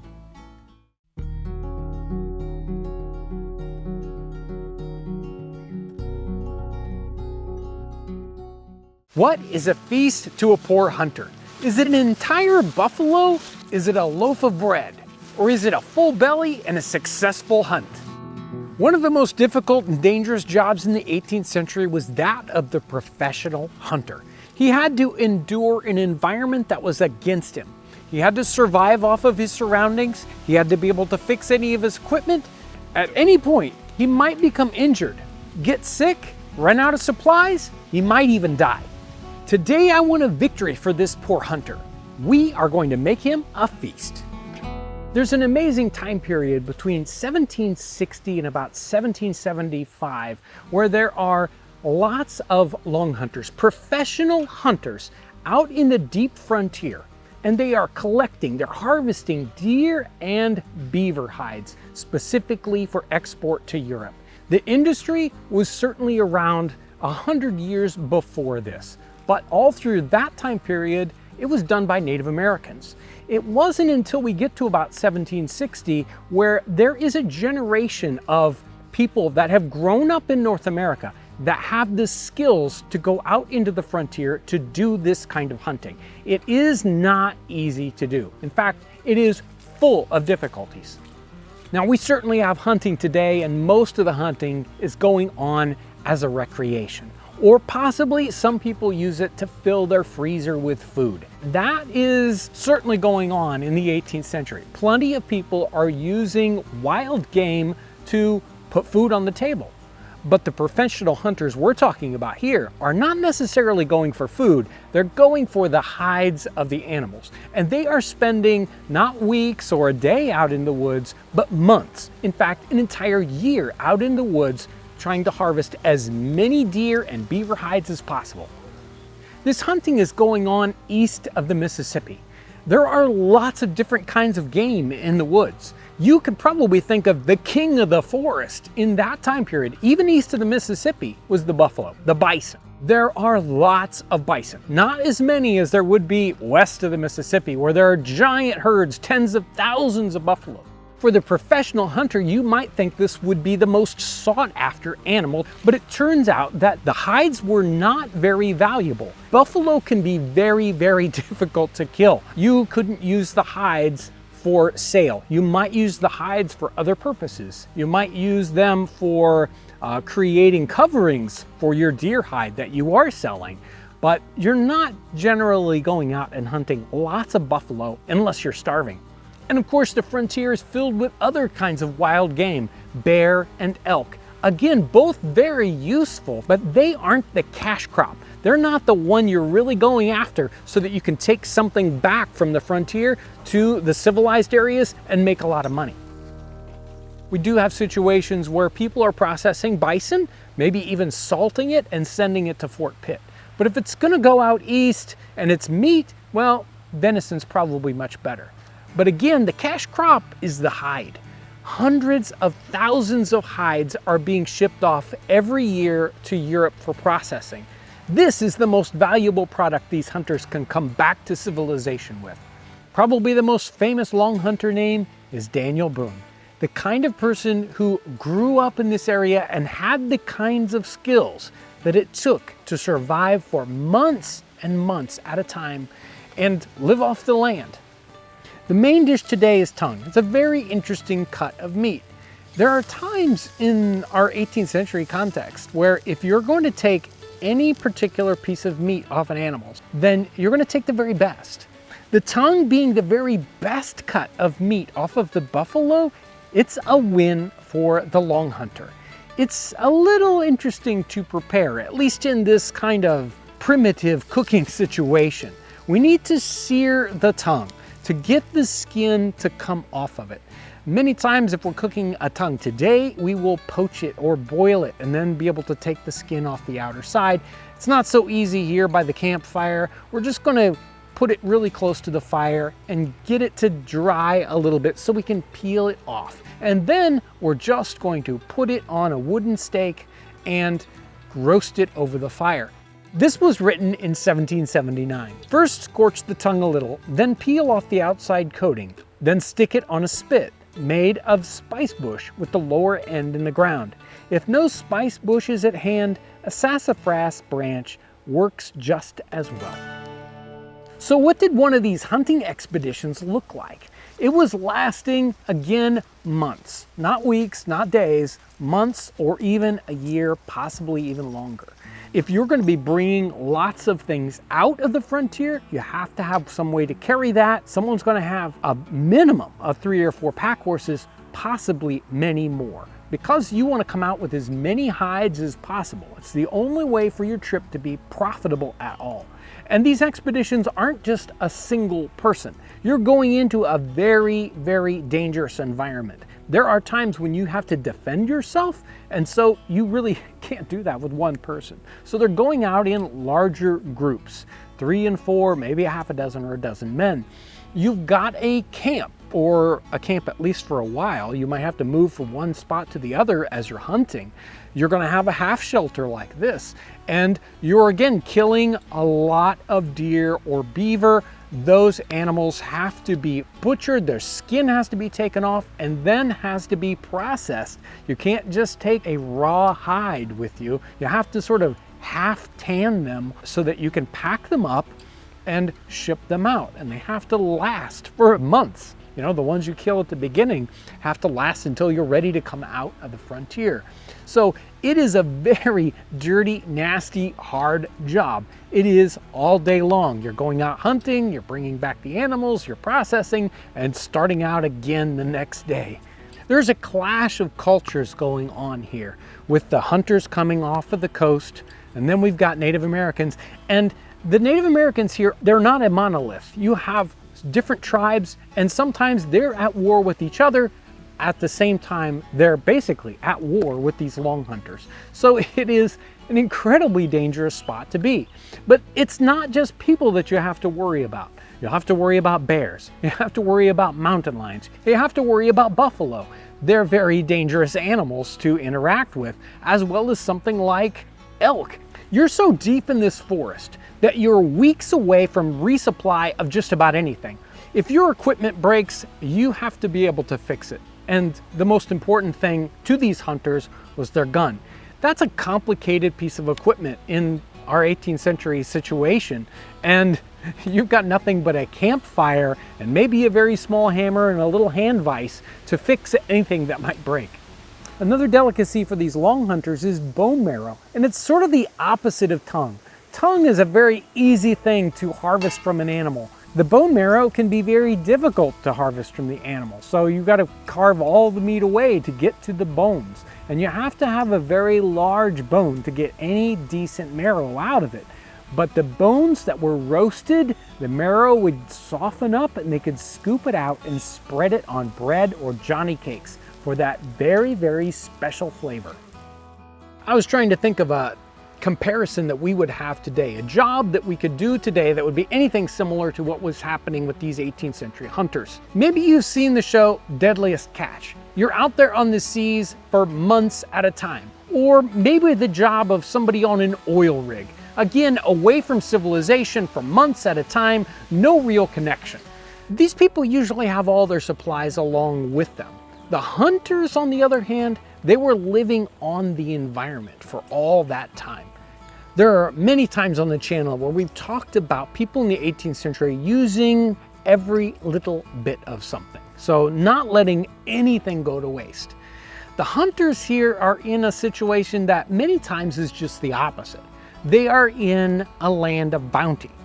There are times when there is way more meat than anyone could possibly eat, and they'll just take little bits of an animal, the very, very best parts, and the rest they will just leave to rot.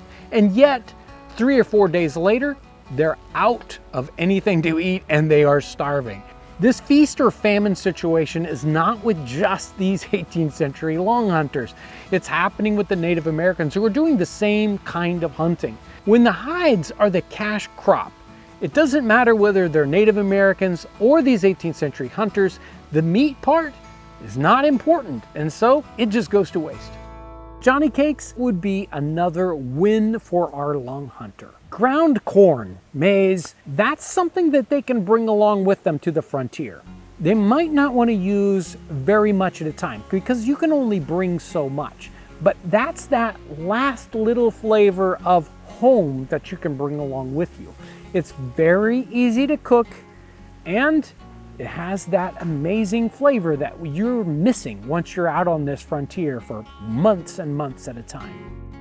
This would be a line of work for a very special kind of person. Somebody who is able to live off the land for months at a time.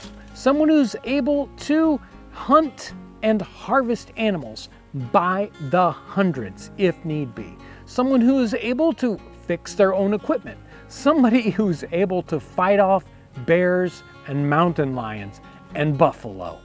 He was somebody who could handle the pressure of living in this kind of environment. This is the Poor Hunter's Feast, and it is very good.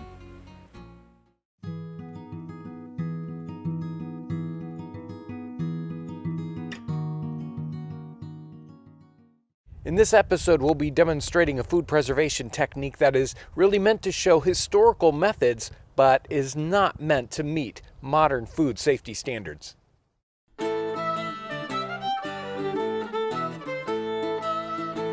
I'm here with Dan Wowak of Coalcracker Bushcraft, and we've been talking a little bit about, well, a lot about Nicholas Creswell's journal. Nicholas Creswell was a young Englishman. He was touring North America looking about what his future life was going to be like. He's wondered if this was where he wanted to settle.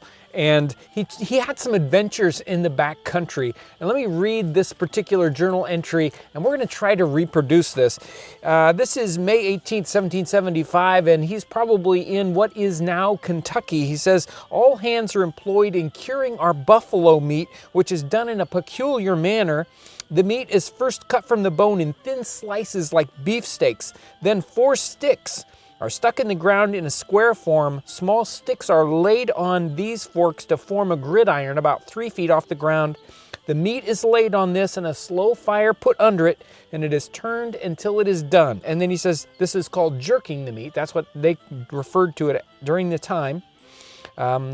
It answers very well where salt is not to be had, and will keep a long time if it is secured from the wet. So does this sound like a typical, like cooking method you would do? Yeah, so anytime you're going to preserve meat, smoking's a great resource to do that, and you can use just about everything in the environment to help us get that going. And he describes exactly what we method need to do. Just like we've kind of done a little bit earlier. So we're going to reproduce that. What do we need for this? So we're going to get the 4 sticks that have Y's on the top, so forked sticks, and then we'll get a bunch of straight sticks that are going to create that grill top in a sense. Right. And then once we lay that over, we're going to take it one step further though. We'll put a tripod over it and then wrap it with some extra material that we have here, and that's going to help trap the smoke in and allow it to cure a little bit quicker. So I got our buffalo meat that we cut up earlier. If you're gonna try this at home, make sure to try to get this cut across the grain as much as possible. This is regular buffalo, and we're just gonna lay it out on our gridiron here. There you go, have a piece here. Some of these pieces aren't beautiful, but you know, sometimes the buffalo fights you, so. Now we're smoking the meat, so we have the meat set on our rack that we built. What we're gonna do is take just an old scrap of cotton canvas and we're gonna wrap it around this tripod. It's gonna help block that smoke. Right now we don't have a lot of smoke, but we have a good bed of embers, so we can feed that with dry wood. We don't want a lot of flame and heat, so we'll feed that with not only dry wood, but then green wood, because that green wood's gonna give a nice smoke, and we really want this to get super smoky in here and dry this meat out. So we'll just take this old canvas and wrap it carefully around this tripod to start to trap in all that smoke. When you're doing this, you always also want to be careful that none of this is down too low that it's going to actually catch fire. So we can just fold that up the best we can, and that's going to help trap a lot of that smoke inside to dry out that meat. So let's get that fire stoked up and we'll be good to go. A lot of the skills that I've learned were passed on from many different individuals over the years. If it was not people who directly spoke with me, it's from their writings and teachings that they have written in books and journals. I would like to pass a lot of this information on to my son so he has a better understanding of what it took for individuals to come to this new land and prosper and make lives for them and their own families.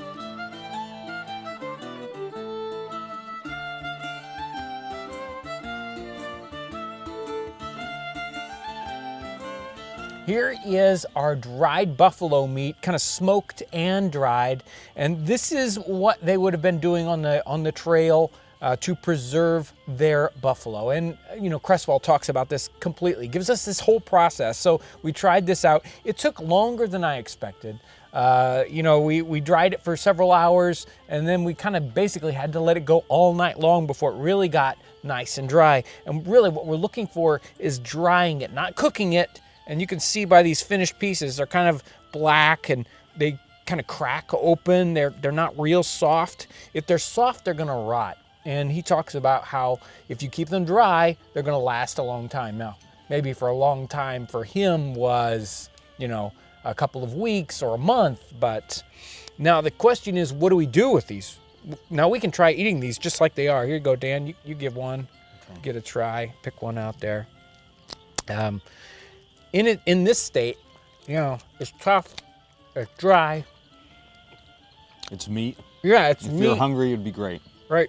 It's good. Definitely, I mean, with the buffalo meat, you got a little different flavor than beef. Nicely smoked, though. Really got good smoke flavor. A nice little smoke flavor to it. They wouldn't necessarily just eat it like this. So they might use this, reconstitute it in a stew, you know, put it in the boiling water, kind of let it, you know, kind of reconstitute itself, expand a little bit.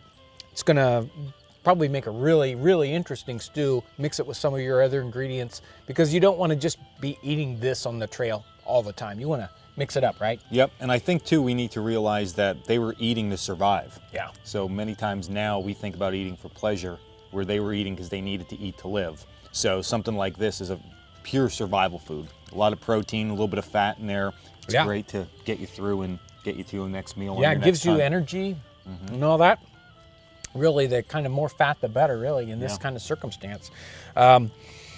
He even, you know, Cresswell talks about, he complains that these guys don't want to stick around to take the time to make these provisions, to dry this stuff out. But if you have this dried, ready to go, when you're, you know, headed out to your event, you can have this. Perfect. If you're doing something like Long Hunter, where they would have had this sort of provision with them. So what would you need? A little bit of this? A little bit of flour or cornmeal, and I think you really have a full setup of being able to go out and then hunt for the rest of your food, fish, and then have this as a backup. Right.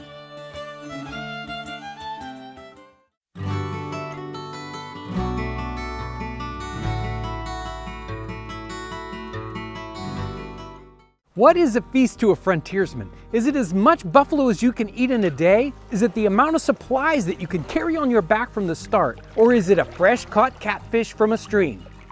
These men were in a situation where all their provisions might disappear with one false move. Today we're going to give these men a victory. We're going to have a feast. So who were the frontiersmen? This was a special time and place in history, and it took a special kind of person who was willing to go into this frontier and settle it because it was so amazingly dangerous and difficult. It didn't have all the wonderful things that you would find in a normal society. You couldn't go down the street and buy your supplies. You didn't have the kind of support that you would expect in a town. There was no constabulary. It was the Wild West. And so it took a special sort of man. The Scots-Irish coming out of the border region between England and Scotland, they were willing to live in this kind of a situation.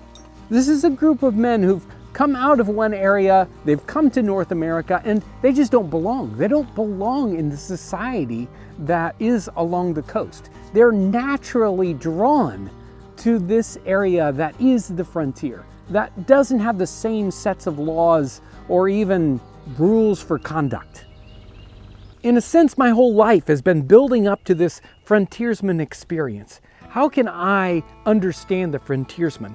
I bought this property and there was nothing here. It was bare land. I built the house.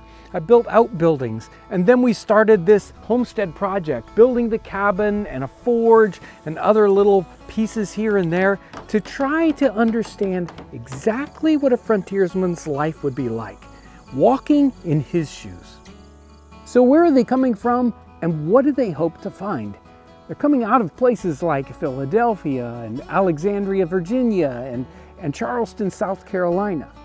And they're looking for a place that fits their character and that they can find a new life. That life isn't there in the big city for them. There are two very, very common routes to get into this area that is the classic frontier, through the Cumberland Gap or down the Ohio and up the Kentucky River. These are the routes where everybody's traveling. They make little settlements or stations along the way to support their travels, and they're looking for an uncivilized area where they can plant their roots, where they can find their American dream. So as we look back in history and we think about frontiersmen like a David Crockett or a Daniel Boone, we can glorify them. But they weren't glorified in the 18th century. Those civilized places along the East Coast, they didn't want to have anything to do with them. There's another misconception that these are rugged individuals going alone with nobody else with them. And in reality, they went in groups, teams of men, half a dozen, 2 dozen at a time, even family groups setting up. This wasn't a lone occupation. They were together. Today when we travel, it couldn't be easier. You can get on your phone, it'll tell you exactly where to go. We have these beautiful paved highways, sometimes 4, 6, 8 lanes wide, and we can go as fast as we want. It was not like that in the time period. You're going by foot with a pack horse. You're having to cross raging rivers. You're having to go across ravines. You're following trails that you're not sure where they actually go, and you might have to back up and find the real trail. If that's not hard enough, a simple injury, a tiny snake bite, or a scratch can lead to your death. Colonel James Smith and Nicholas Creswell both were injured as they were traveling. James Smith, he hurt his foot. He couldn't move for several weeks. In that time, every day, they were in danger of being attacked by Native Americans. Nicholas Creswell, he hurt his foot. People had to bring him food. He couldn't travel where he needed to go. He had to stay at camp. Other people went out and hunted, and he couldn't do it. If you were going by canoe, that could be treacherous. It was very easy to overturn these canoes, and you never knew what was going to happen with the water. The waters might rise suddenly because of a rainstorm 200 miles away. Or there might be no water in the river and you had to drag your canoe by hand over rocks. Wildlife was a danger also. In Creswell's journal, he talks about a buffalo stampede at night that nearly crushes 2 men, and also bears and mountain lions. So what is a feast to a frontiersman? It's interesting that the frontiersman's normal meal is the polar opposite to the meal of the poor farmer on the coast. The poor farmer on the coast, what does he want? He wants meat. The frontiersman, what does he have? Nothing but meat. He's got deer, he's got turkey, he's got buffalo. If you kill a buffalo, you've got 500 pounds of meat. What do you do with it? It's gonna go bad in 2 days. You're gonna eat as much as you possibly can. But what do they really yearn for? They yearn for flour, for bread, for cornmeal, for hominy. That's what's hard to get for a frontiersman. So these special items, those are brought along from the coast or from supply areas. And multiple times, Cresswell talks about the difficulty of finding those kinds of supplies. He's in Pittsburgh, they want to bring supplies, and they were only able to get like 5 pounds of flour per person. That isn't going to last very long on a trip. And so they have to ration that out. It's very easy for these supplies to go bad or to spoil. While Nicholas Cresswell was traveling, the buffalo stampede into the canoe, the flour gets wet and spoils half of their flour. And so they have to ration it just this tiny bit each day. It's something he wants so much to make his own bread, but he can't do it. He's got to use his flour in soup to make it stretch as far as possible. For this meal today, I've got meat. I've got both fresh buffalo and dried buffalo, something that they would do along the trail. 4 or 5 days after killing a buffalo, that meat is going to go bad. It's going to spoil almost immediately, and so they dry it over a fire using a Native American technique.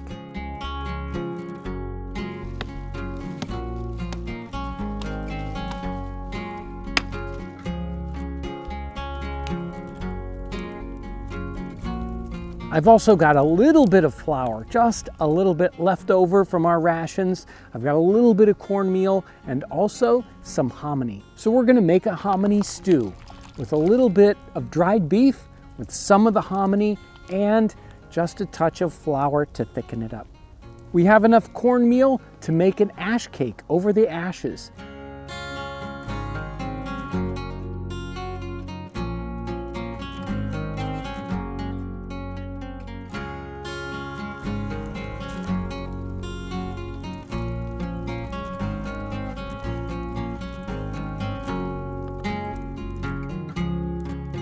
Life for the frontiersman was seemingly impossible. He had very few supplies, he was in a very dangerous situation, he had almost no support. But a meal like this at the end of the day would be a luxury. It would be everything he wanted, as much as he wanted, and if he had some of those special things that he yearned, he would think it was the best. This is the Poor Frontiersman's Feast, and it is very good.